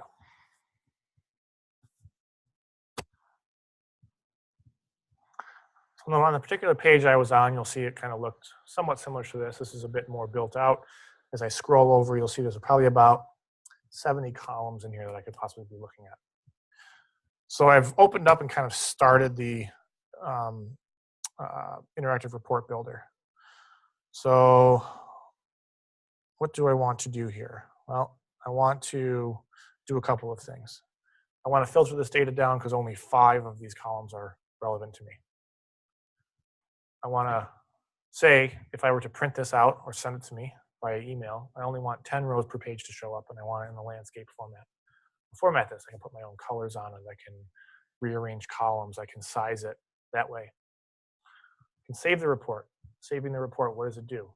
It saves the settings of this so that when you log in next time, you can jump right to your interactive report. You can see it. You can schedule the system when you save the report to email this to you on a scheduled basis. Once a month, I want this data set, and I want it to go to these people. Okay? We can reset it. This report's no good to me anymore. I want to reset and start over. We can download it from in here. I don't want to wait for the next time this thing gets sent out an email. I want it now. Come in and just download it and take it with me. So the user is able to configure this view of data however they would like and how they want it to work. So I know what question's coming next. Can you join this to other tables within the database so that I can put all this information together and kind of get one report out that has everything in it? Through interactive reports, no. That's when we get into the Crystal report development for you guys. Certainly not a hard thing to do, whether we develop it for you, you guys develop your own. This is looking at what we call an API view, which is how we have our data organized within Pinnacle. So we're not actually interacting with tables directly, but we have put some business rules and business logic in place to route them through database views, and that's what the UI is actually using. So again, this isn't meant to be pretty reports. This is, 4:45. You've got all of a sudden you've got to get information out to somebody in a hurry. You can get it real quick without having to write a question report. Or you have someone that's calling you every week needing something. You can show them how to use it so they can do it. Yes. Since I made this my own personal question, can we hit this with SQL? Is there a backdoor for a super user to hit this? We don't have to structure Crystal reports every time we wanted to take a look at fast looking information. So let me caveat that. So This is a SQL. This is an Oracle database. PL SQL Developer is what we use to interact with the data. For the technical people in the room is very familiar with that. In a on-premise environment, you can SQL that data all you'd like. You can connect right to it. You can add it right in the database. You can do all that. Hosted environment, we do not give write access away. Reason being, customers can go in, make some kind of mistake, cause some data integrity problems. Because it's hosted on our server, oftentimes that was coming back to us saying, oh, help me fix this. You know, I did something wrong, causing a lot of extra things. So we do lock down write access within a hosted environment. In general, we don't grant read access either unless specifically requested. It's done through a VPN. So there is the availability to go that route if you wanted to write queries against your data and against the views in the database through a VPN into our hosted environment. So that's, you know, if that's an important thing for you guys, and you guys not only want read but write access as well to do things that you may be doing, you know, premise is the only place you're going to get write access.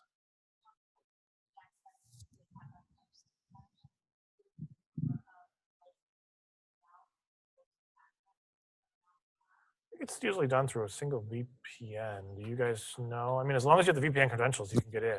It's just one connection at a time. Because it's through one VPN. Yeah. Did I say that right? You're the tech guy. Yeah. It's on our end. So for this interactive report, to clarify, did you say it's only one table, or is it like views that have common joins that you might want to have? Yeah. So think about our database in this way. We've got about 300 data tables that roll up into about 80 or so views. So when you're querying in this data, we're actually looking at those 80 views.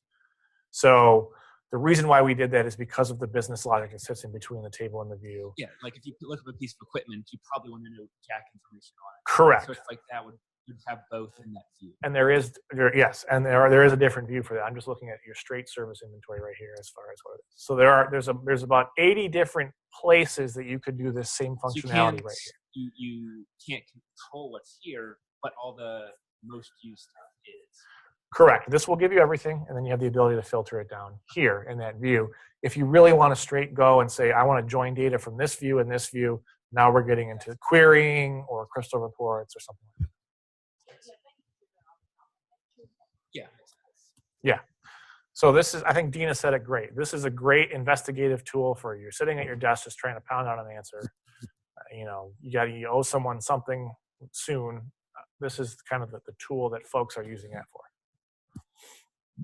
And then the next level of going to a crystal or that kind of thing, is it the same process we would go through today where literally you'd build it out of access to the database and some knowledge of how that database is set up? There's not a front end through the application to build that. You would connect Crystal to the database through an ODBC connection, and we would provide you an ERD diagram. You know, here's all of our views, right? And if you guys are in a on-prem situation, here's where everything is. Have fun. So we have more often than you would imagine occasion to change our data. So some sort of user I field that used to end with an A and a B, we want to strip the A's and the B's, or we want to whatever it is. In a hosted environment so typically the way we do that now is through a test and approve process, but basically a SQL query. So if so if you just let go of the fact you don't like it, if our reality involves that in the future and we're in a hosted environment, is that something we could request to be done through sort of a normal service request process? So how something like that handled, I'm going to put my consultant hat on, I was a consultant before this, is we would create actually a brand new record and move all the information from the record that you didn't want anymore. So if you wanted to call it, if it was called 123 ABC and you wanted to just call it 123, we would create a record called 123 and move the data from ABC up here. And the reason being is because. And then what do you do with ABC 123? Disconnect it. Okay. Discontinue it, disconnect it so that it's not inactive. It's inactive, so you would have the historical information. Right. Correct. Yes, yes. You can still access it.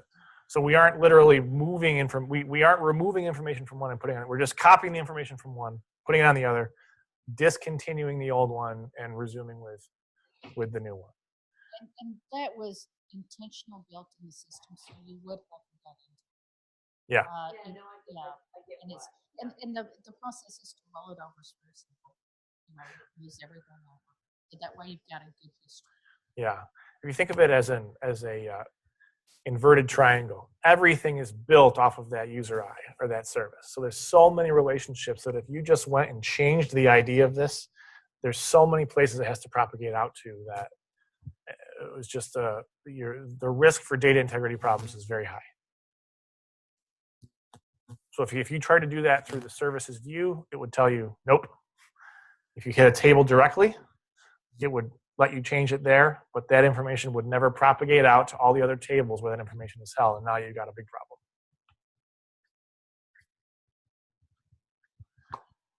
Yep. Nah. So we have some exception. Yeah, and her. Yeah.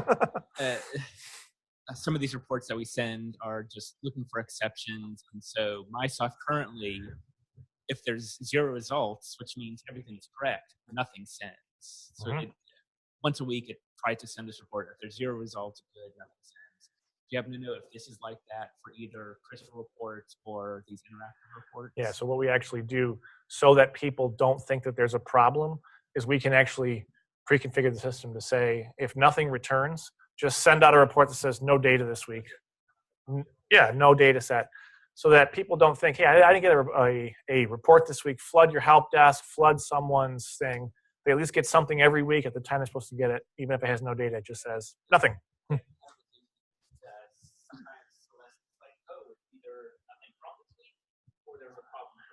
Right. We can also actually personalize our messages too that come out. And I think Mysoft can as well. So instead of saying, it's hey, Dina, here's this week's billing report, or hi, Dina, this week's report for whatever contained no data. We'll talk to you again next week, something like that.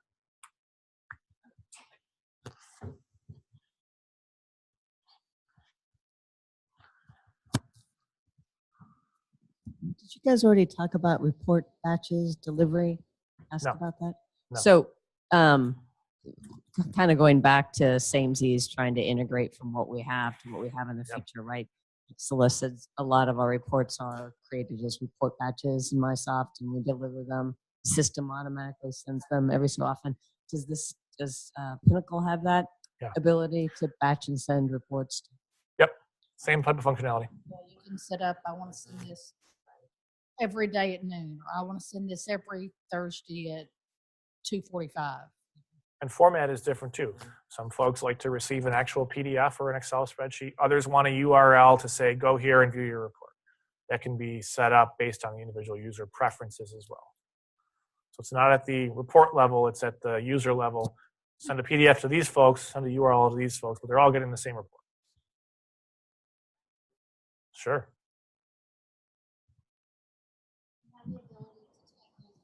Batches that have gone out, and if an error occurs, the report's not delivered, is there a way to notify those system admins or someone that they did not get that report?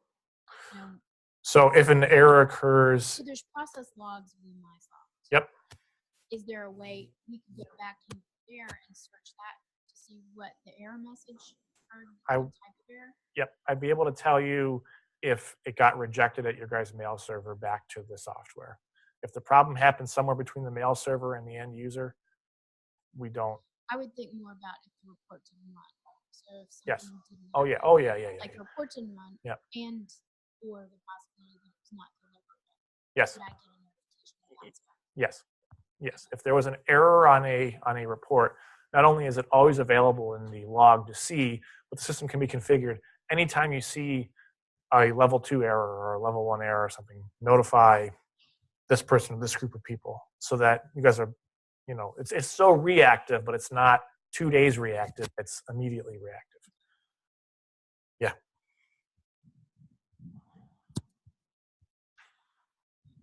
we haven't really looked at your shopping cart or like the customer center side of it, but is there like a separate reporting that we can make available to not any sort of power users, just people that look at their bills, but maybe also want to know like, hey, what are all the phone numbers considered in my department? Like some of our very basic customer reports. Yeah, hang on one second. Can I minimize this, Steve? Or? What is it on in the? I was just going to minimize that so I could pull the screen up. What did I do? Yep.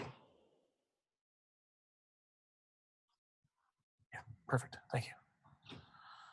Sure. So I'm not pulling any sleight of hand here, guys. I'm just logging in as a different user who has different user permissions. Okay. Yeah. So in Pinnacle, similar to in Mysoft, you can assign what we call roles. Each role says you can access these screens and you can do this once you're in these screens. Right. And you could be assigned multiple roles. So yeah, that's what he's doing. He's signing in as a different user to get different roles. Yeah. It's just a completely different user. Yeah. So I'm literally just think of me as someone else now who's just logged in. So but like you might be assigned to 5 different roles. Jason might be assigned to 8. You know, that little this up here. You click down and it shows all the different roles you were assigned to. Right. So that once you get in, you don't have to sign in for every role. You just change. So if you recall what this menu looked like before, my other user, it was full because I was logged in with full system admin access. I can do everything. This guy, he's using what we call the customer role. Don't get hung up on that name. We can name it whatever you want. We also have the ability to customize roles. So we come off configure roles. That's the better term. So we come off the shelf with about 20 or so different roles which guide what you can view, what you can do, that sort of thing. Those 2 were developed based off of customer feedback that we've gotten over the years. I think we started with about 5 general roles, and then over the years we've just added more and more because the customers said this is way too general, showing too much, or this is too granular, etc. We also have the ability to combine features from multiple roles into one new role, so we can call it Emory user or Emory end user, something like that, and put a bunch of functionality together into your own role if you guys needed to. So, oh, sorry. I'm done. Okay. I'm going to branch off from user roles real quick. And do you integrate into confederated systems like Shibboleth Yep. or anything like that? Yep. So for both your on-premise and hosted? Okay. Yep. And then how do we manage the user roles? Is that through groups that we manage in our Active Directory or in our, or is that inside the system? It's done inside the system. Okay. But we've also integrated with Active Directory before as well. Now, Active Directory, the roles in Active Directory sometimes are not as granular as what we have here. So as we go through implementation, we usually work through, here's who should be able to do what, and from that, we kind of set the roles up there. We also give you guys a guide on kind of user roles, so someone new starts at Emory. Well, they need the same access that Steve has. Okay, let's go ahead and check out what Steve has, and let's just make this new user and give them the same thing. So most of it's done through implementation. It's done right through our system. We do have some customers who keep an external kind of access database to all of their infrastructure on campus, and whenever they deploy something new, we integrate with it and we say, oh, Pinnacle's a new application. Here's all the possible roles that could be in there. Here's the new employee, and here's what I want to assign them. We just grab a feed once a week. Add new users. We also use that to deactivate users. So it's kind of done that way. Okay, completely changing the subject back to something Molly had said. Yep. Talked about earlier. She was talking about updating information in the database. Yep. Another thing that we do a lot of, and if you're planning on talking about this maybe on another day, that's fine. We can talk about it then. But importing a lot of times we'll have a whole building that's being built or refurbished. So we want to turn off everything that's in a specific closet, redo it, and then import everything that's in that closet. Yep. So is there some type of functionality inside of that, or are you going to talk about during the inventory section, or is that something to talk about now? I mean, we can talk about it now. It wasn't Today? Okay. Oh, good. Well, we're Okay. already there. Okay. Yeah. Yeah, and I'm going to touch back on this too. Whoever asked the individual, it was you, right? Yeah. So I'm going to go back to this here. But yes, so a couple of ways to do that. So we have the ability to use work orders, which is usually when you're doing a, kind of one by one kind of turn on. We have a bulk edit functionality. So you can, through the UI, use the bulk editor and make the same exact change to all of the items that you are going to bulk edit. So that's kind of how that works. And then 3, we can use imports. So if we want to disconnect a whole bunch of things in this example, probably a bulk edit at that point, because we're doing the same thing for everything. But when we want to re-add new things, they're going to all have kind of different information on them. At that point, we probably want to use an import, because the import allows you the ability to, though you're hitting the same table with that import, you're putting different pieces of information on different lines and different things. Does that make sense? Yeah, okay. We have a set of 275 standard imports that the Pinnacle project comes with. Also comes, with instructions on what they are, what they do, what the formats are. We do have the ability to build a configured custom import for you. Usually what those are for our customers are that they're trying to do something that normally with off-the-box software would take them 3 imports to do, that they want to do it in 1. So the imports cover all of the data that you want to get to. Sometimes we just combine multiple import steps down to 1 for our customers who are looking for ease of use.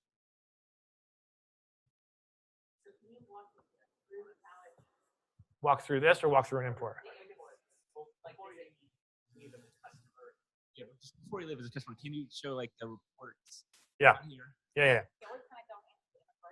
But then they have. Yeah. Yeah, let me go through this here. So I'm logged in as an end user here at Emory. You can see this is what my availability of things to do. Important thing to remember, this data that this end user is supposed to see is only his or her data. So they're not looking at data from others. They're not looking at anything else but what they have. We have the ability to set up data filtering and data access as well. So perhaps, you are this person's manager. Well, when you logged in, you might see something similar, but your information would be for everybody who you're a manager of, and up the hierarchy level as such. Okay? So here's your end user, and you can go in, you can see there's a whole bunch of things that I can do here. So I just want an overview of my account and what's going on. Go ahead and click in that. And you'll see I'll get just some general information. Al Gore, here's my employee ID. I have a current balance that's due out there. My last statement came on August 31st, this kind of information here. I can go through unbilled usage. So if I have stuff that's being tracked in here that hasn't hit a bill yet, I can understand when my bill comes, I've already had some visibility into what's going to be on this month's bill. I'll look at my current status. So again, very similar to the first page. No, it's not. Let's skip over that. Let's go to my statements. So here's all my historical statements for my devices that have come up. For all the months, current charges. Al hasn't paid his bill in a very long time. You see, we're just kind of continuing to accrue here.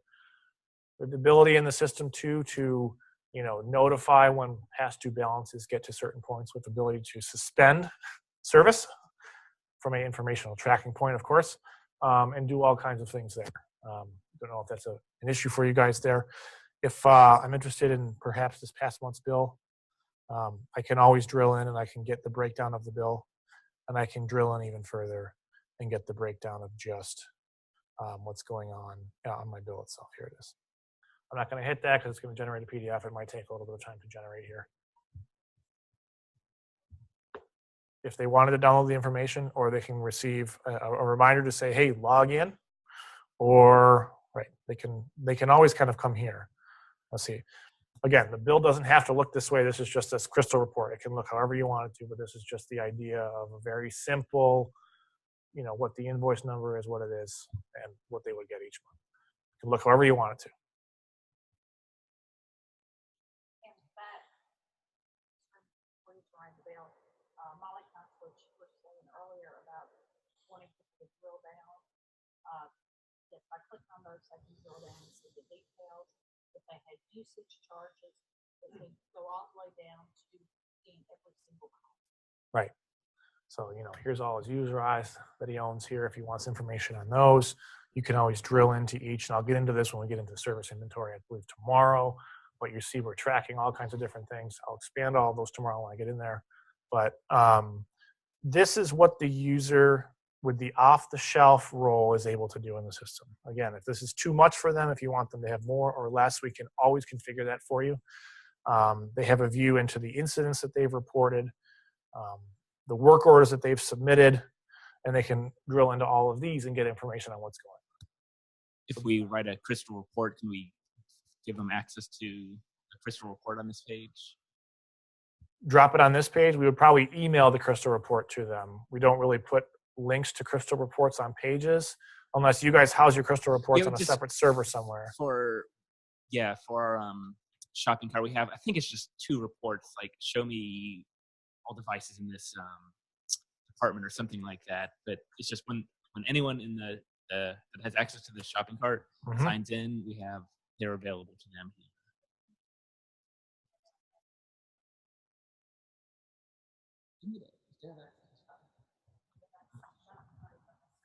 Oh, right. But yes. So Celeste is correct. You also have to have an extra level of like financial access to get access to invoices. But I think the reports, just generic, those are as well. Okay, great. Assuming they had access to that, they had the correct access to get into the shopping cart and view financial reports. Can we put right now they can get a PDF of their invoice? Can they also get a PDF based on we also want to run on this one crystal? Yes. Okay, so let's do it. Yes. Okay. So tomorrow is part of the work order session with shopping cart. Yeah. So you can see I have this end user configured to be able to open up an order on his or her own behalf to request something new. Again, you don't have to use that, but this would then, they could go through, fill out what they needed, and this would then get into an approval queue off to a help desk, however your guys' workflow is modeled here internally. But they can do some self-management for themselves as well, not always have to, email a help desk if that's how you guys do it here. I don't know. But, so this is kind of, again, the off-the-shelf. I'm just an end user. I want to see what's going on, what I can do here. We can add or hide anything you see here.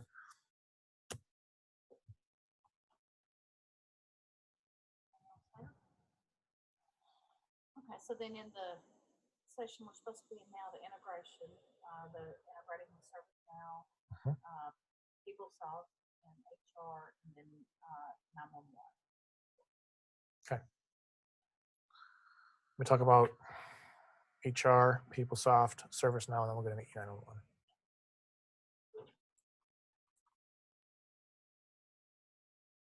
Okay.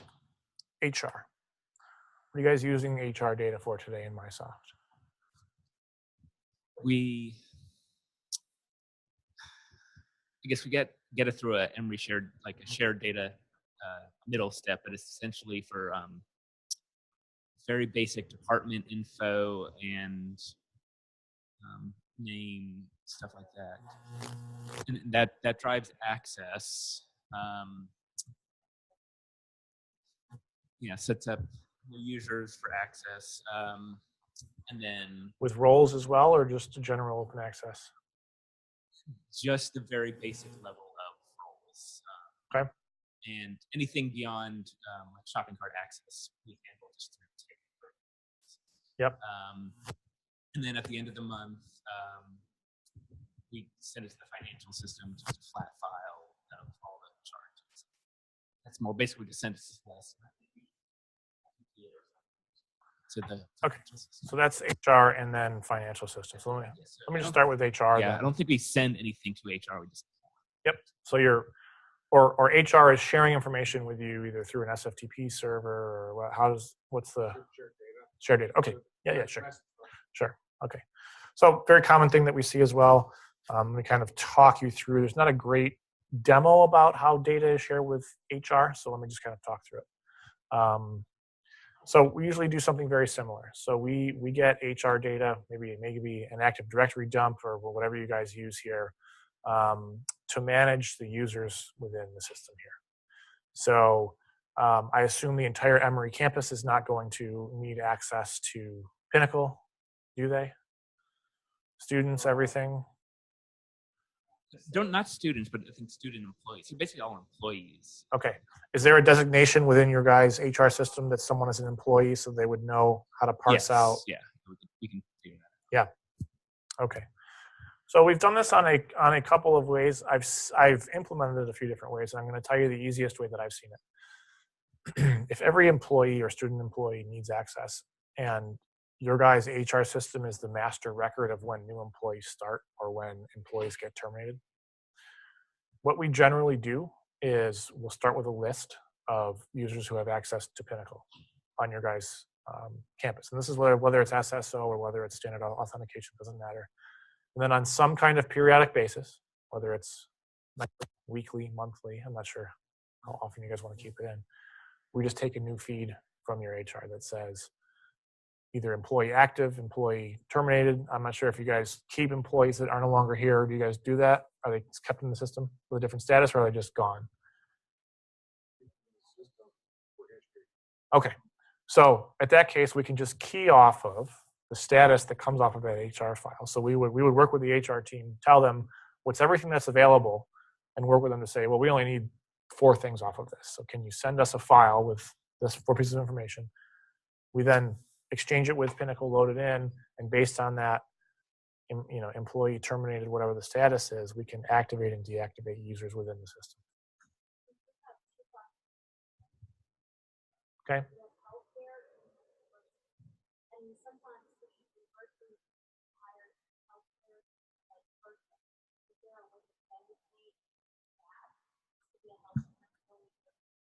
Yeah, we can. So we would add a designation field onto the actual personnel record and just say this is a university employee, this is a hospital employee. So we can do it that way. So the simple part is turning off users that now have a inactive status in your HR system that is active here. A new user coming in the way you guys are doing it today, is saying they're just getting general access, but it's not really doing any role kind of assignment or anything like that.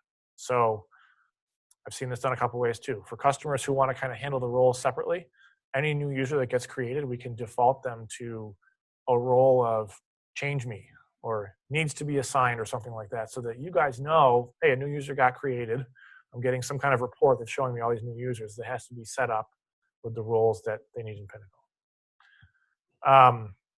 Else, we see other systems that are more external to HR that are actually tracking, like we talked about earlier, all of the IT programs on campus and all of the roles that the user should have within each individual application. I don't think that this is as complex here, so we could do something like that. We could just assign every new user a standard role that comes out of the box that you're comfortable with, and you can add as necessary. Yeah, it sounds like you'd be able to, we might have to look at exactly what we do and exactly, but it sounds like we can get something that would map. You could. For organizations that don't keep historical records of employees that are no longer with them, we've set up a process where we just take a file from them, and before we import it, every user in the system gets deactivated, and we only activate the users that are on this latest file. So that's kind of how we control who can get in and who can get out. What about the inn and the conference center? Do you just provide them services, or are they more employees, or do you still do that for them? They don't have access. We send them a feed of phone numbers and charts. Okay. So we mark up the Okay. So they request a sponsored account, they are not having employees. So if they need access to some of the food to our shopping cart and photos and put them out there, we create a sponsored account. Okay.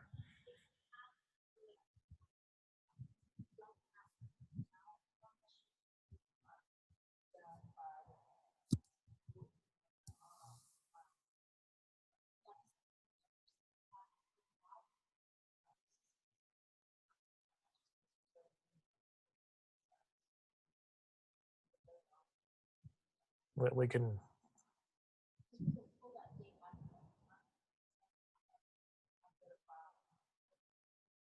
So are you going in and manually removing access to folks then when you get that file? Okay. What we.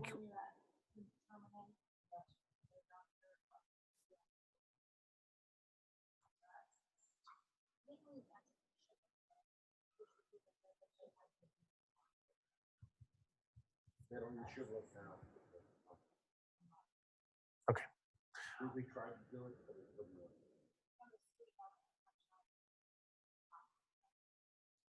Yes. It's one of my requirements. Yeah. So yeah, we could help automate that if you're interested in that, and just kind of walk through how that could work. If they can't get into shibboleth, they can't get into the system anyway. But now you have a list of all these active users who really are no longer with the university, and data could just get messy. So we could certainly help with that if you guys would like. Okay, financial billing data. We usually do this via a file exchange as well because it's transactional. Tell me about the time period and how often you guys are kind of exchanging financial data today. Once per month? Once a week? Once a month. Okay.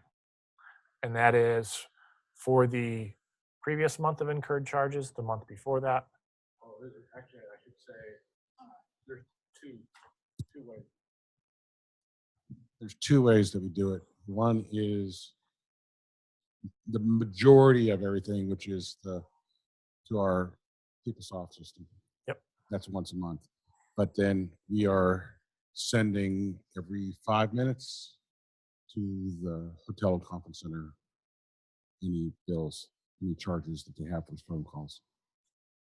So that's going through a Hobic connection, and we send it every 5 minutes. Ah, I see, because they have to bill their guests before they check out. Yes. So there are two ways we do it. One's through a Hobic connection. It's a TCP/IP. They listen to a specific port on their server. We send us to that server to that port. Just a stream of Hobic data. It's text over IP. Is it CDR data that you're then upcharging? It's yes. Okay. So we get the CDR data from the PBX. Rate Rate it through our system, and every 5 minutes we send the data to them. Okay. So both are available to be done? Yeah. So I don't recall. I think so. So how do you know how is there a way to distinguish in and hotel data versus rest of the data if it's coming from the same switch? No, they're separate. Oh, it's a different switch. Okay. Perfect. Perfect.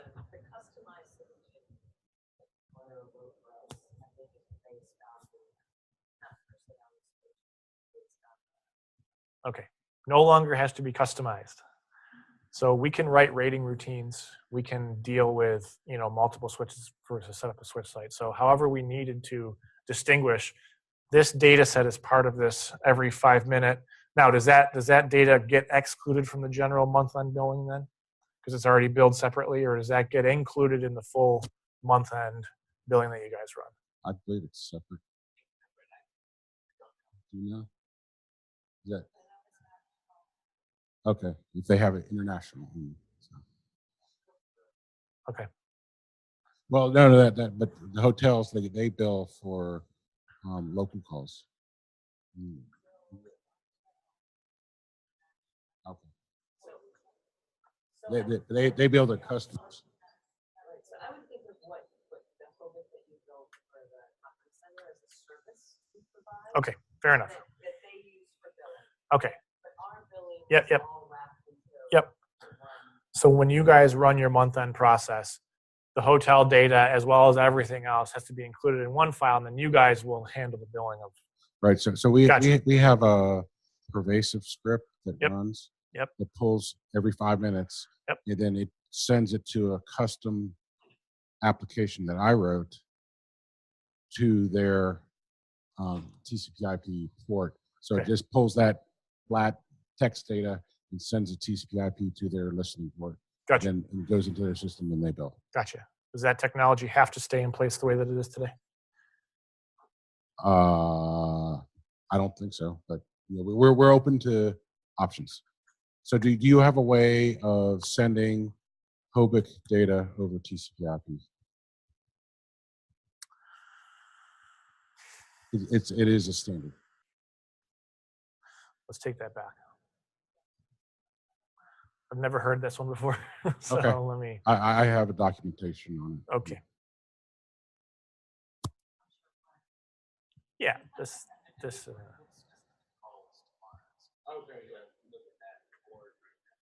Yeah. Okay.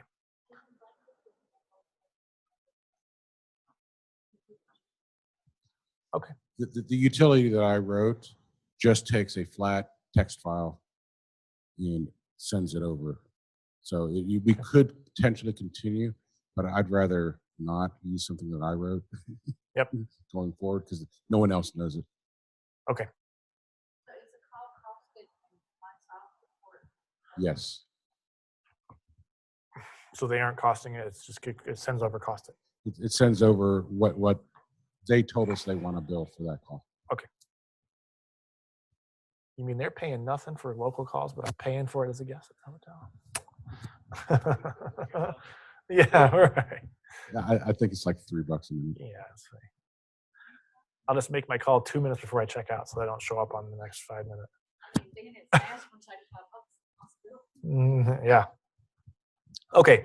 So integration with your financial system, getting the billing data into the financial system that you guys have here. We will send over the same formatted file as it sits today with the new system. So I know getting a financial system to change what they're accepting, they're used to what they accept today. That can stay the same. We're going to send the same format out of our system into it. Just out of curiosity, what is it today? There's just a CSV text file, ASCII, you know? Yep. A fixed length file. Right. Yep. We'll look at what you have and we'll just recreate it out of here. Billing is an interesting piece. Is that's one of the biggest UAT, user acceptance test subjects when we're kind of migrating from one system to another. You mentioned running in parallel earlier. That's really the main thing that is checked. Does the bill that comes out of the new system relatively match the bill that comes out of the old system? We'll get into that when we get into billing a little bit more. I mean, what are your guys' expectations on that? Just so I'm ready for the call tomorrow. Are we like down to the penny, or are we? Oh boy. Okay. Okay. We've done it. I'm just, some organizations say, well, we don't have a lot of trust in it anyway, so get it within 3 to 5% and we're fine. Others want exactly that. So, okay. So anyway, we will integrate there in the same fashion that we do here. Is it just an FTP server handoff? Is that kind of post and they pull? Is someone emailing a file?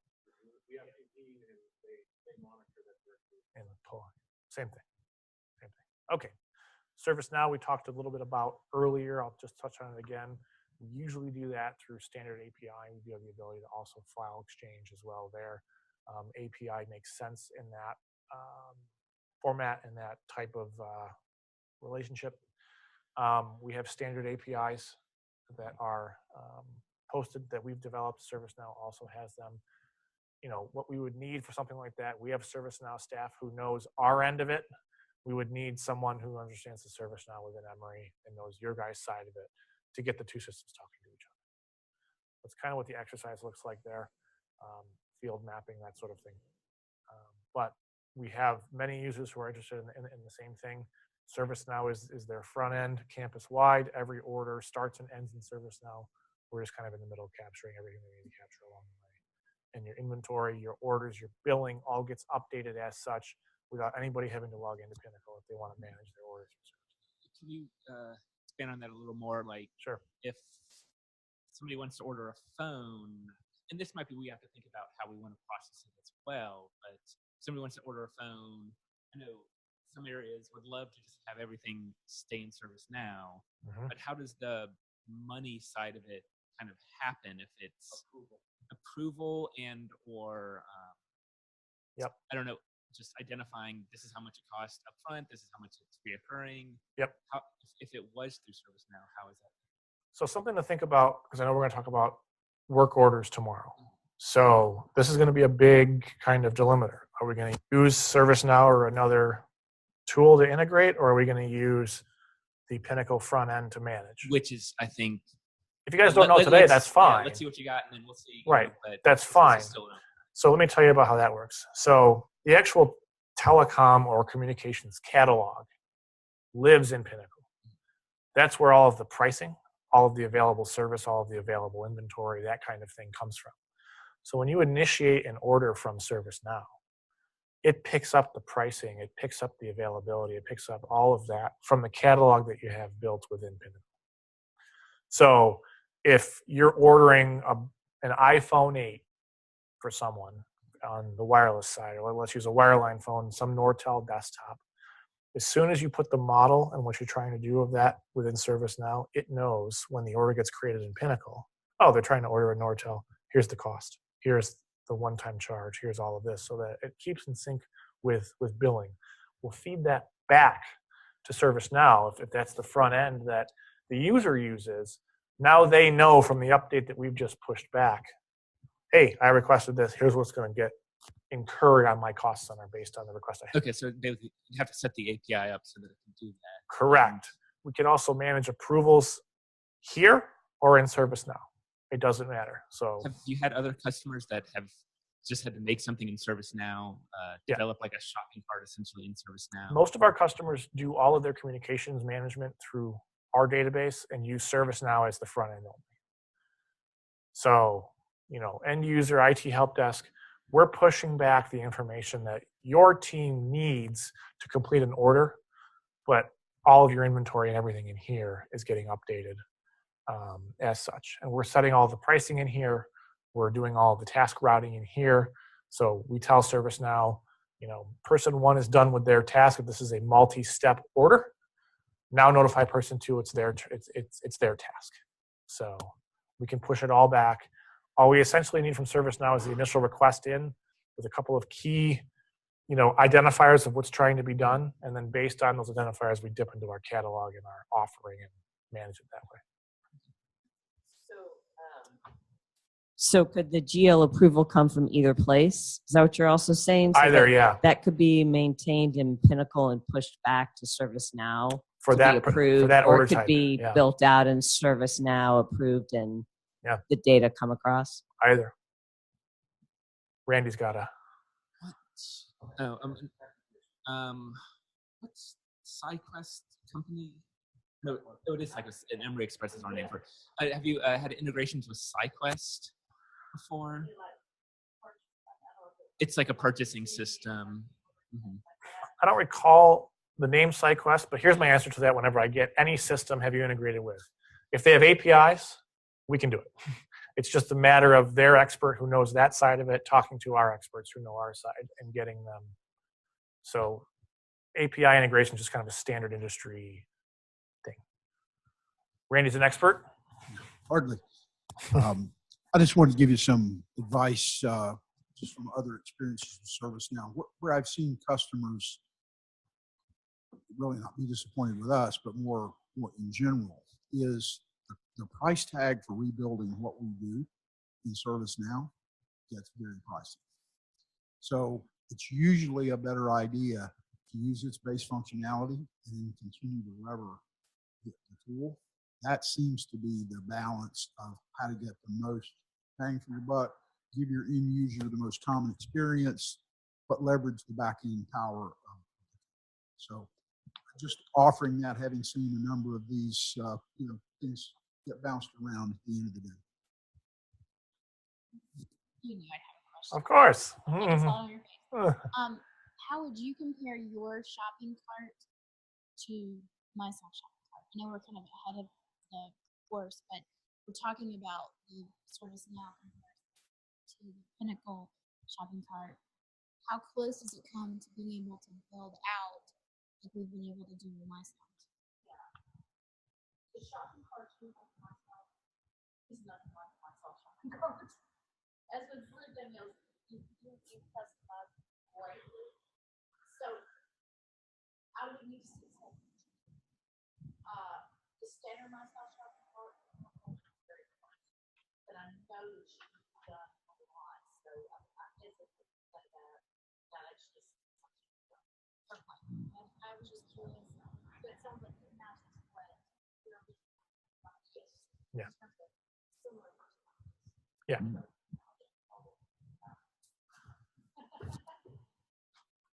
I say that in newer, more up-to-date.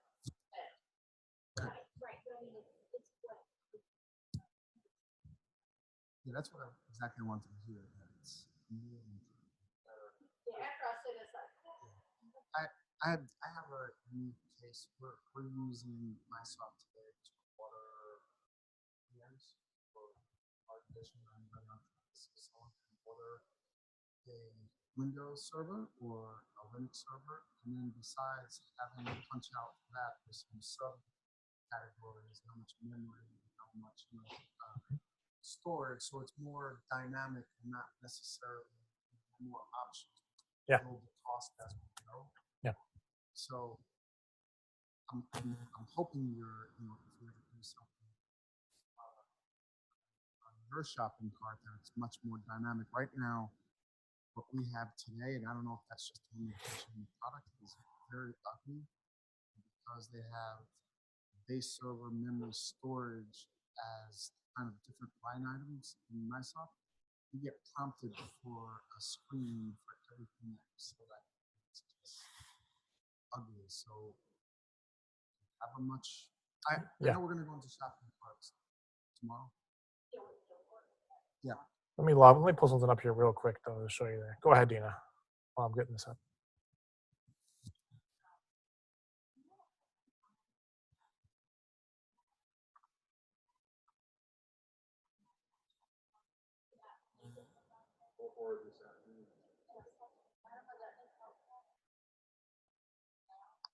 Yeah.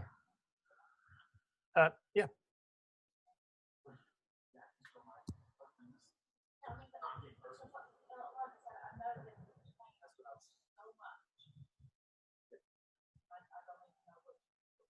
And after you do this, maybe talk a little bit about integration into AWS, Amazon stuff, because we're looking big time to do that.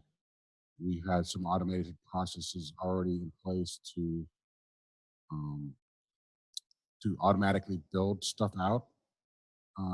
So if we can integrate that into billing, so billing because of how AWS does their billing, they build per time how much you actually use on their systems. So if there's a way to feed that data into the system, that would be helpful.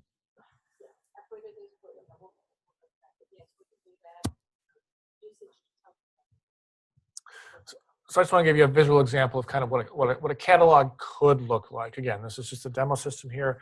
You can see I've got this system configured to potentially externally order from my external vendors to get some external services in, or inside stuff, internal things to deploy. So, visually wise, maybe someone needs a phone. I did it again. We can go in and you can see now we have kind of all these different types of things that you could deploy along with some kind of hot, things here. Oh, this one is free, but it's $89.99 a month. Here's some accessories that you could order. So when you place an order, you don't have to just pick one thing and then that's your order. I could add multiple things to an order. So if I have 1 million accessories here, I want this phone and I want a headset and I want this and this and this and this, you can add multiple things into it. So you can have catalogs set up, and this is with ServiceNow as well, that certain people can only request certain things. So the IT department can request anything. If someone's logging in from finance, they have a limited set of things that they can order from us, that kind of thing. So I think it's a bit more visually pleasing.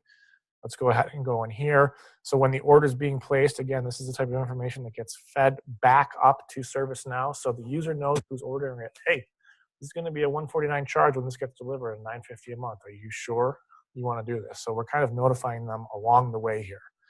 So these are the types of things that we can set you up for. Again, it doesn't have to look like this, but this is just a fake kind of catalog that we've created. So like on a desktop example, you would have all the different features associated.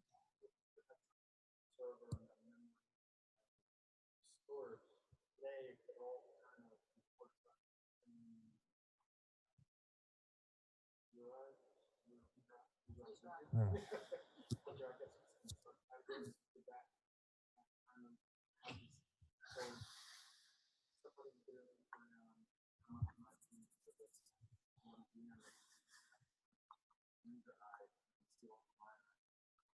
Correct.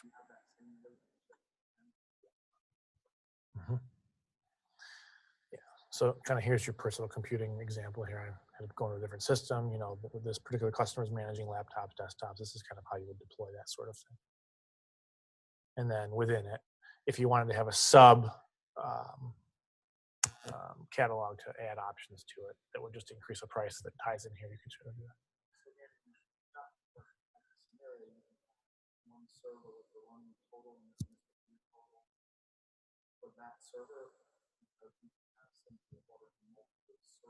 Correct.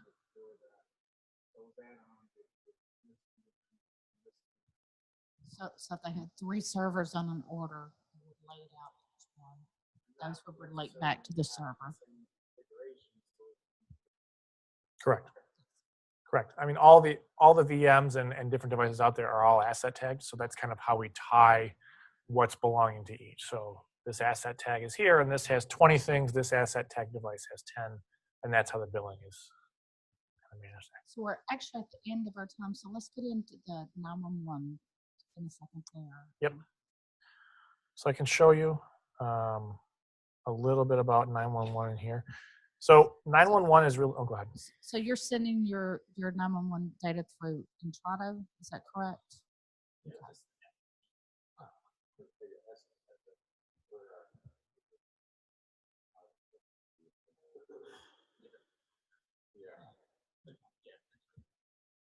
Right. So this is a standard that comes out of Pinnacle.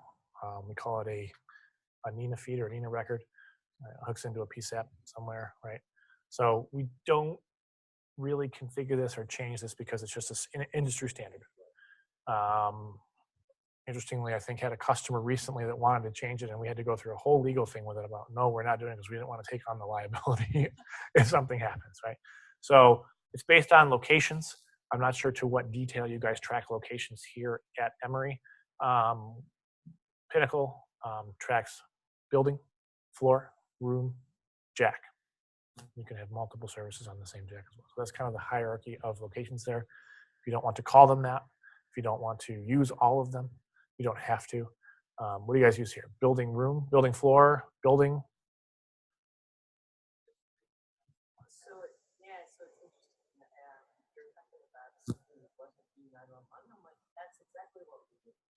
Right. But for E911, right now we're in the file for our Oxford campus. So again, I think we have a custom feed built this out of the formats. Same, but we're only looking for certain defects. Yeah. So it's full records that have Okay. changed since the last time it ran with a 77074. Yep. Okay. Yeah. So the idea is that, you know, if you're doing CDR, if you're tracking service inventory, where calls are coming from, where phones live, when a 911 call comes in based on the location tied to that, you know, usually building is minimal for them. They'd like at least building floor usually, but we can do building floor, room, jack if you guys are down to that level. And I see cabling management as one of the sessions, so I'm assuming in some cases you are down to the jack. So yes, anytime anything changes, it keeps track of that feed, and then it can automatically send it to Intrado. Yeah. Daily, hourly, whatever, however. Right now, it's a process. Okay. Yep. And this is an automated feed right out once a month off, and you guys do it once a week. It just runs. Do you handle anything if Intrado bumps it back out, because that right now the manual part of it is on the Intrado side. So we get to feed out of our system right now, out of Mysoft, upload the file, and then they kick out an error file, and then we have to mitigate that. Is there a way to feed the error file back into the system to help mitigate it? Or? So you're uploading a file. They're not retrieving one from you. We have to upload it. Okay. Okay, because I'm used to the retrieval, where if there was an error, they let us know. Yeah, if they offer it, we'd love for them to pull the file from us as opposed to us. Yeah. So what I'm used to, honestly, is kind of the same thing that we've talked about with all the other exchanges. We give them, here's where our MENA file is going to be once per month. You can go get it. And then if they have a problem with it, they post a file back in there that we sweep for. Right. I had a problem, or if we see nothing, we're good. We can definitely look into changing how we're doing it with them. Yeah. We actually had to track down, calling different companies. Okay, where is this? How do we fix this problem? And finally got to the right people. Yeah, I mean, even if you're uploading, how do you find out today if there's an issue? You just try and upload it and it splashes. We upload it, and then we wait for I don't know how many minutes, a minute or two, and then an error file shows up. So, is there a reason why you code not directly to? I have no idea. I don't know why we would go through, why we're doing it the way we're doing it. Like he said, we had to call. Are you our service? Are you our service? Like we didn't know the We've always done it this way. I love that answer. We hear it all the time. That's all. Right. Right. And they don't do it for the Emory proper campus. For our Oxford campus, which is 40 miles from here, that's where we do it. And I think it's something, I don't know why. And then the person left 7 years ago, and 2 years of not uploading the file, and then it was everything. People were complaining because when they did dial 911, they were showing up in the wrong place, and then and so then we had to track down. Okay, where do we need to be sending this information, and how do we automate it? Yeah. So this might be one of those things that's really good to put on the list for the business consultant. Yeah. How do we do this better? Why are you doing Yeah. it this way? Does it? If it needs to keep going this way, fine. If it doesn't, let's look at a better alternative. Yeah. Yeah, because we can do it either way. We can do it through them or directly. This also protects you guys too, getting this implemented correctly. Oh, yeah. Something happens, and can't. So, yeah. So is that day one? Yes. Well, I really want to look at it. I don't know. We want to push it till tomorrow. Figure out a little time back. Yeah, I can go into the import screen here. Do you does everybody want to keep looking at it today, or do you need to do other things and we can do it tomorrow? Or I'm okay. okay, I just don't want to mess anyone up. Yeah. I'm interested in if other people want to. Okay. So the first thing I did here is I actually navigated to a role, out of the box role called Power User. So based on its name, you can tell it's not a role that gets handed out, to a lot of people. So we put our imports in there because we don't want folks just willy-nilly importing things into the system. If you're going to hand this role out, make sure it's to trusted folks who can do data imports, etc. So Power User role is really kind of where you do a lot of the system configuration, where you set up what field names are going to be, who can do what, security, that kind of stuff. So kind of an admin type level. So let me go into the import section here and let me show you how this kind of works.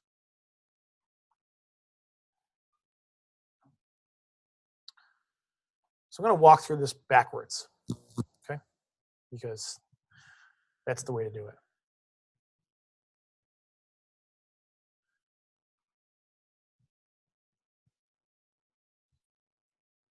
Come on.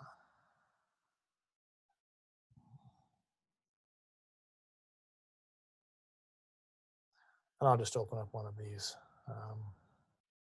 See if I have a custom line here that I can change things. I guess it doesn't matter. So let's just pick one. I don't know. Let's just do buildings. That's a good one.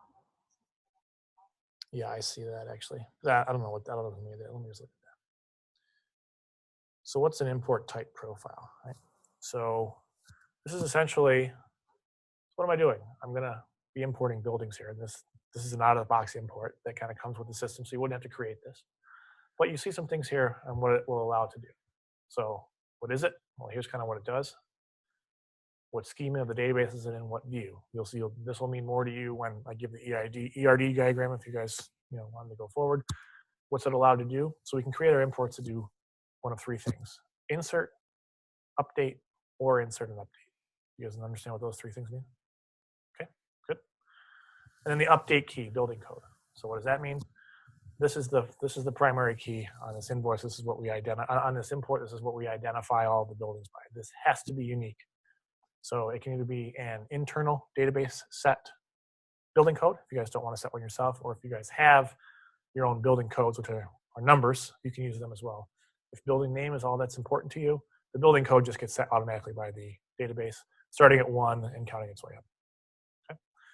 So here's where we've kind of set this import up to say, hey, when I tell the system that I'm going to run a buildings import, here's where the information is going to be within my CSV file that I'm going to upload. So this is just kind of your column layout here, what they are. You'll see here the data types that they are. So an import type profile is essential before you can make an import file set definition, which will look very similar to this, but the file set will tell you the type of data that's allowed, if it's a required field, the field length, that sort of thing. So here's my import type profile for buildings. I can always export this if I don't want to have to log back into the system to see, geez, what column is that in? I can put this on my office wall if I'm going to be doing this a lot, so I know how to build these files. So an import type maps to an import file format. So let's find the file format for buildings.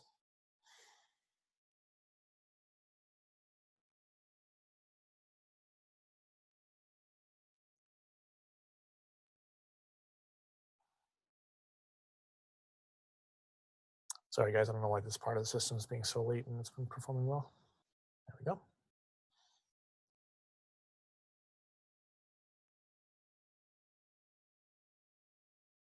So there it is. So this page also tells you not only what field it goes in, gives you some raw value examples. That's important where the import is expecting a yes, which will translate to a 1 when it gets into the database. Oracle uses 1 and 0 for yes and no, but you can use Y and N here. So this is essentially telling you what you put in the file, what it will look like when it gets into the database. Okay.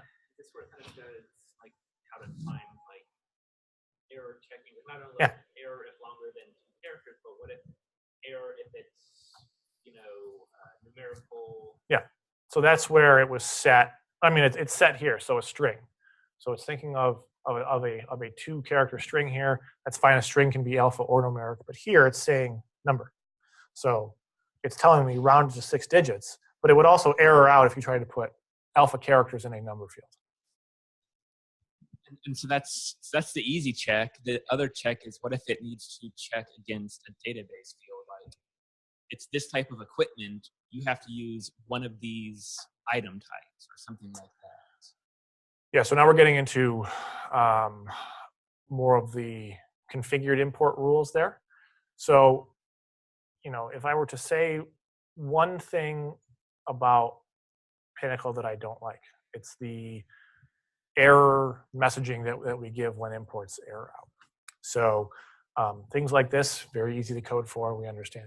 When we start setting up, relational data that have to error out, the system will tell you that there was a problem with a particular line number record in your file. So you know where in your file you had a problem. But because we've kind of configured a special rule, the system doesn't know why it errored. It just knows something got violated here, error on line 17, and you got to kind of go and figure out what happened. So that's we kind of have a mix. Both imports that some are like our user I import is simple, like it's just adding one field to a table with maybe some other extra stuff. Some of our other imports, closets, is going to be the big one here. Have pages and pages of codes to just check and validate stuff. Yep. And again, with errors, like on the closet import, I think we have really good error messaging. There's so many possible errors, whereas others, it's wireless for AP refresh. It's like we did different methods, so some are better than others. Yep. So you're going to run more into the the better. same type of thing here, I think. So I think from an import functionality perspective, I think you're going to notice very similar to what you got today. Let me show you one other thing, how easy it is to create a custom import or configured import if you guys needed to. Yeah. So again, remember when I mentioned earlier, you literally can't create an import that is touching a field outside of what one of these imports touches. So when you create a quote custom import, what we're doing is we're really kind of combining 2 or 3 imports that would have to be run individually together into one. So that's where you get that kind of relational data and sequencing. And I'll show you what that means here. So I'm just going to create a custom import here.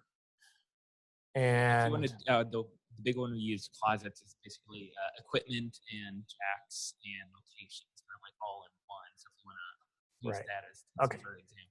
So let's see if we can get something close here.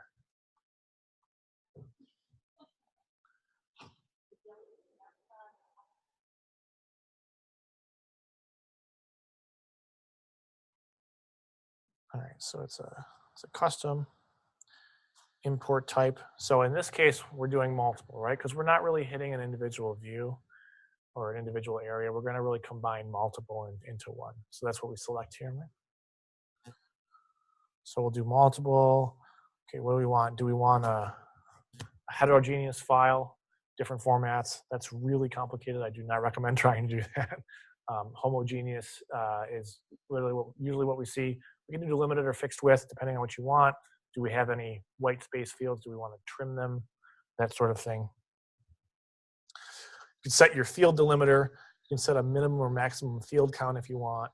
And you can put an example record in. Do CS, or is it like Excels, or is it just like CSVs? Is something intimidating? I can use any one of these as a delimiter. Most common, if someone comes to us and says, we want you guys to create one for us, we're going to use comma separated file. It's the easiest one to do. Can it, even without delimiter, like maybe you can delimit Excel file somehow. Is that what, like an Excel file? Yeah. You can delimit it. You just you just save it as a CSV file. Type CSV, so yeah, and then it's Yep. Yeah.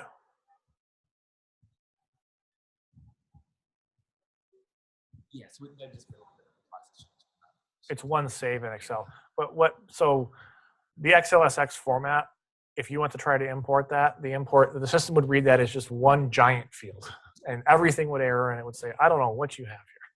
So saving it as a .csv, if you're going to use comment, is very important. Yeah, we can.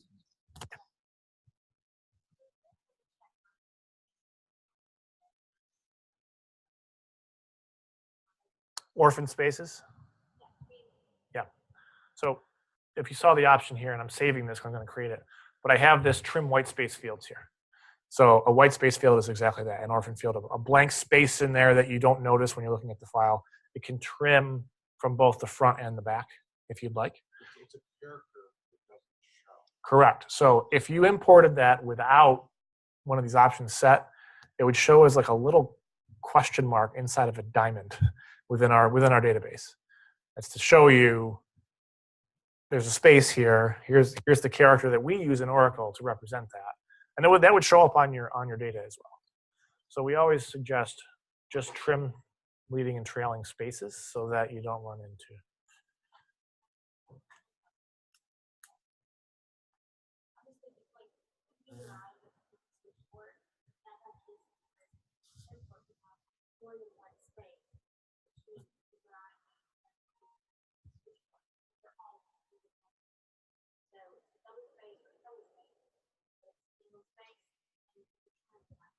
No, you wouldn't get any you don't get middle fields. It's the end fields.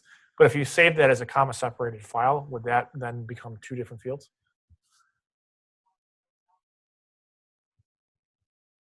Basically, we just have to write some sort of attach to check that. Yeah, I mean, if it happens that much. yeah, I mean, imports are very specific in that once you set up a format, they're expecting that format every single time that you load data in. So it will catch you if you're trying to load a number into an alpha field or vice versa. But if everything passes kind of the smoke test of data, you can load bad data in if you're not careful and you don't review what you're about to put in. Okay, so I've created my format. I've got a couple of things that I can set up here before I get going. I really have to learn that. I should just close this thing. I've got a couple things I'm going to show you guys here before I do anything. So I have a before file rule and an after file rule. What does this mean? Before you import anything, do this. And this can be some kind of SQL script, some kind of syntax here. Before I start the import process, I want this to execute. Good example is that customer who was sending us only active users. Well, how do we know who's inactive? Well, before the file imports, we deactivated everybody in Pinnacle and then only activated the folks that were included in this. Can that do update SQLs or like? Yeah. Yeah. How do, like, can we write that somehow? Mm-hmm. Yeah. So if it's hosted, you guys can write update syntax and stuff in here. You just don't have direct database access to do write stuff. So, but if you know, and you want to write an update thing here, you could certainly do that. So as far as creating a custom import would go, during implementation, if we've discovered that it's something that you guys need as part of your normal business, we write it for you. We give it to you, you guys test it, you guys sign off on it. After implementation is over, you guys are in production, you guys decide that you want something new, a couple of options. If you feel comfortable and you want to write one yourself, certainly can. Or you come back to us. We can certainly help you post-implementation on a separate SOW, small engagement, something like that. So, we're there to help.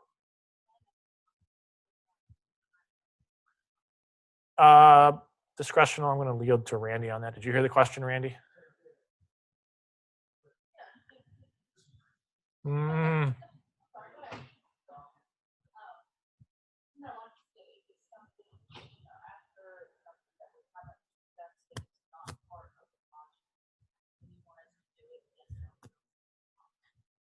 Sorry, Dina.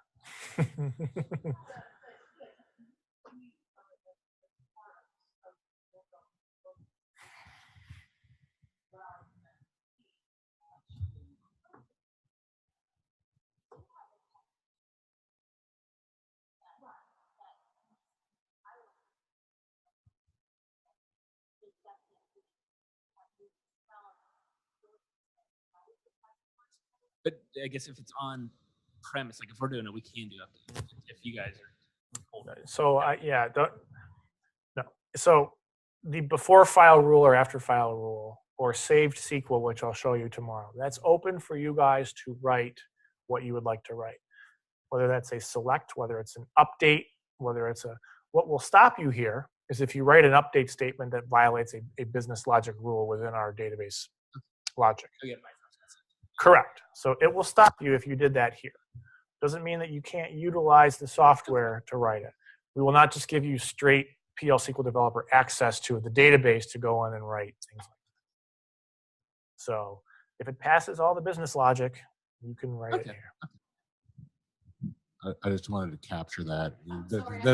The question was, is it going to cost differently whether it's hosted or on premise?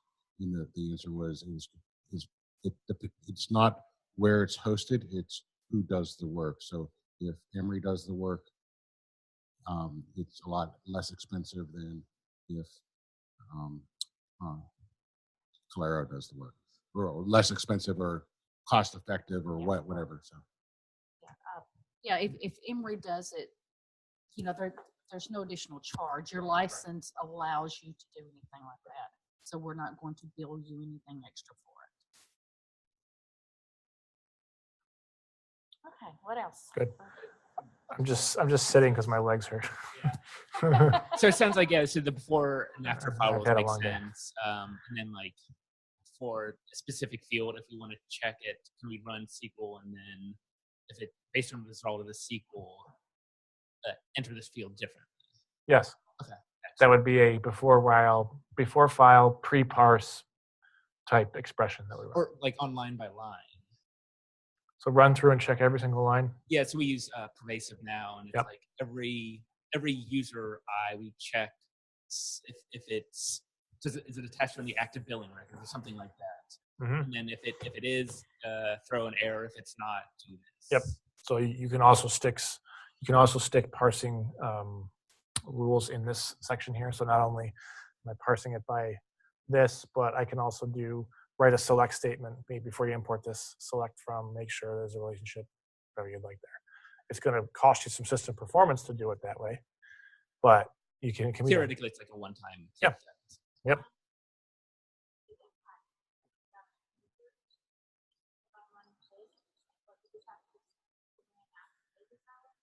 So the question was, will it affect users if it's run during the day, basically?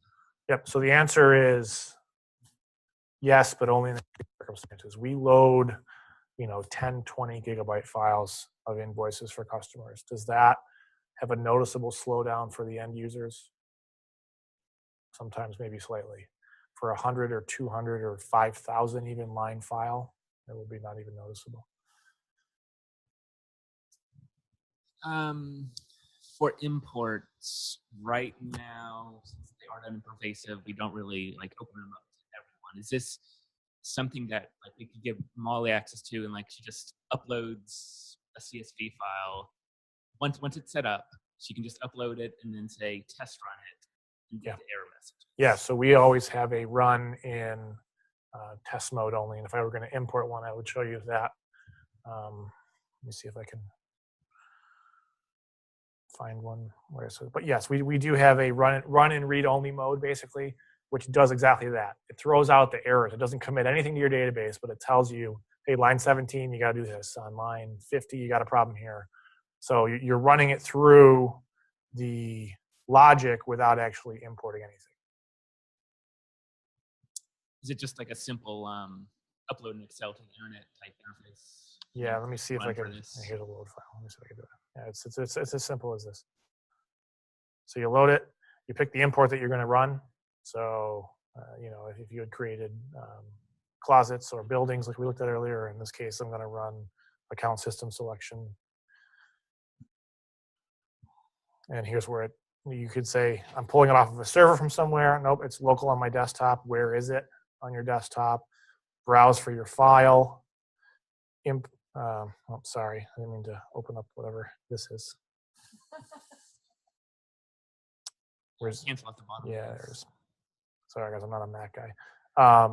So import mode, commit or report only. This is where we're doing, I want to really run this, or I want to just do a report only. Report errors only, or report everything. So this is just saying, only tell me when I have an error, or give me a report back for everything, even if something's okay. And then allowed actions is depending on the import itself. Another thing that we do is we do import it line by line. So if there's one error on one line in a huge file, the whole file doesn't bomb out. It'll error that record out and move on to the next and keep going. So is that an option, or is it always like that? I think depends on the import we run. It's how it works. So would you want, I guess, give me the business rule why you'd want it to work differently. Closets, you want to explain it? Well, I think what we would do is we would just do report error. Well, what are my little options there? Other than commit. It can run in report only mode. So. Yeah, I just think we'd probably end up doing report only, Bueller, report only until we were clean. Until you get no, right? Yeah.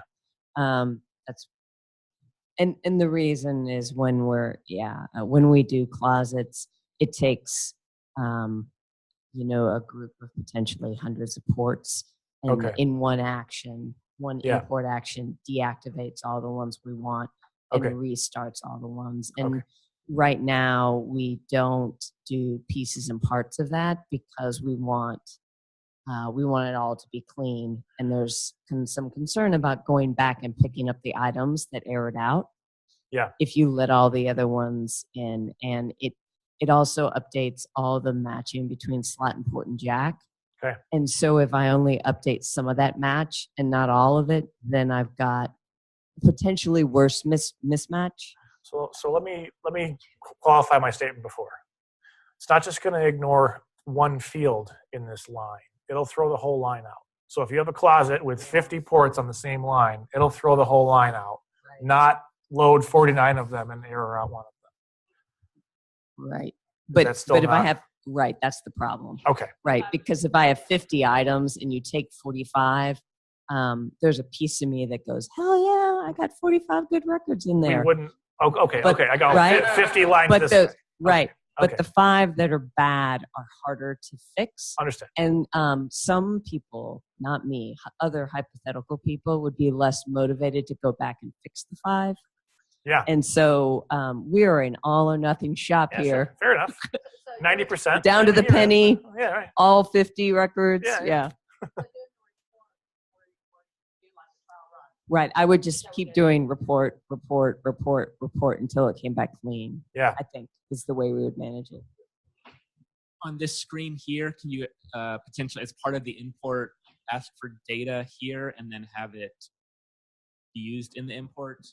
In these closet imports, we type in, and this again might be just part of how we write it, but for how we wrote the existing closet import, we ask for what's the closet name, because it checks to make sure you said this was the closet, but is that what's in the spreadsheet? You know, so it checks that. We also ask for the work order, like service order number, so that we can tie the history. And maybe, you know, in the future, instead of having it prompt at the beginning, we just say add it as a part of the CSV. Yeah. But is it an option here to ask for? I would do it all in the pre-process checks. Okay. I would do all of it in the pre-process checks. There literally is no limit to that.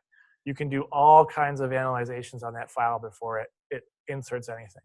And technologically, what happens when you hit, you know, import here, it goes out to the directory that your file is in, and it pulls it into Pinnacle's code, and then it starts running through all of that. But can it take input from the user that's like typed in at this stage instead of having it have to be in the CSV? No, I put it right in the CSV. Okay. And I think we can work around that. Just what are our tools? No, it should be. This is just saying, take the file and what's in it, and let's check it and promote it. Yeah.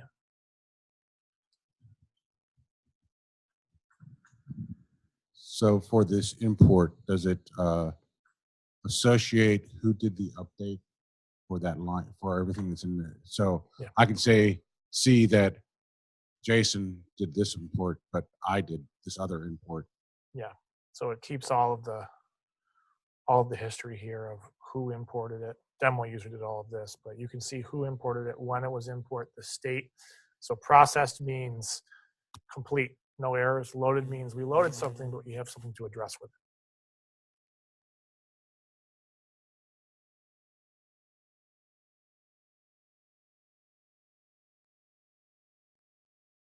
And you can see the input record, how many errors, what discarded, what was blank, what updated, what deleted. Okay.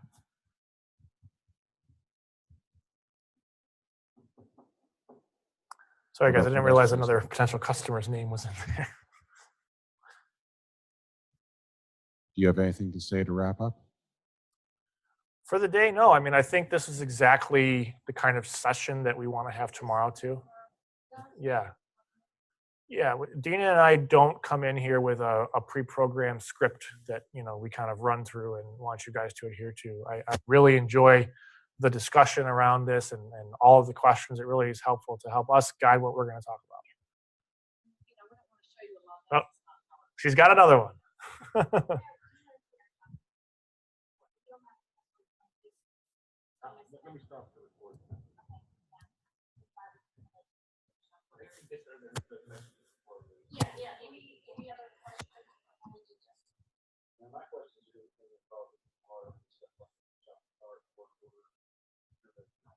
Okay, so I think it's, yeah, I'd like to see it for 10 minutes today so that I can think about tonight how we're going to drive. Sure. Or might be not really a report, but standard, but every month, what's these things called? Location data for calls. It might be part of it. Basically, location data for calls. Call them TextPack and Teltec. But I think KFR services. I'm just spouting out words that maybe you've heard of or. Yes, we have a standard that does that. So that is something. Okay. Yeah. Was this the format that you guys wanted to do this in? Is this informative, helpful for you guys? Okay. No.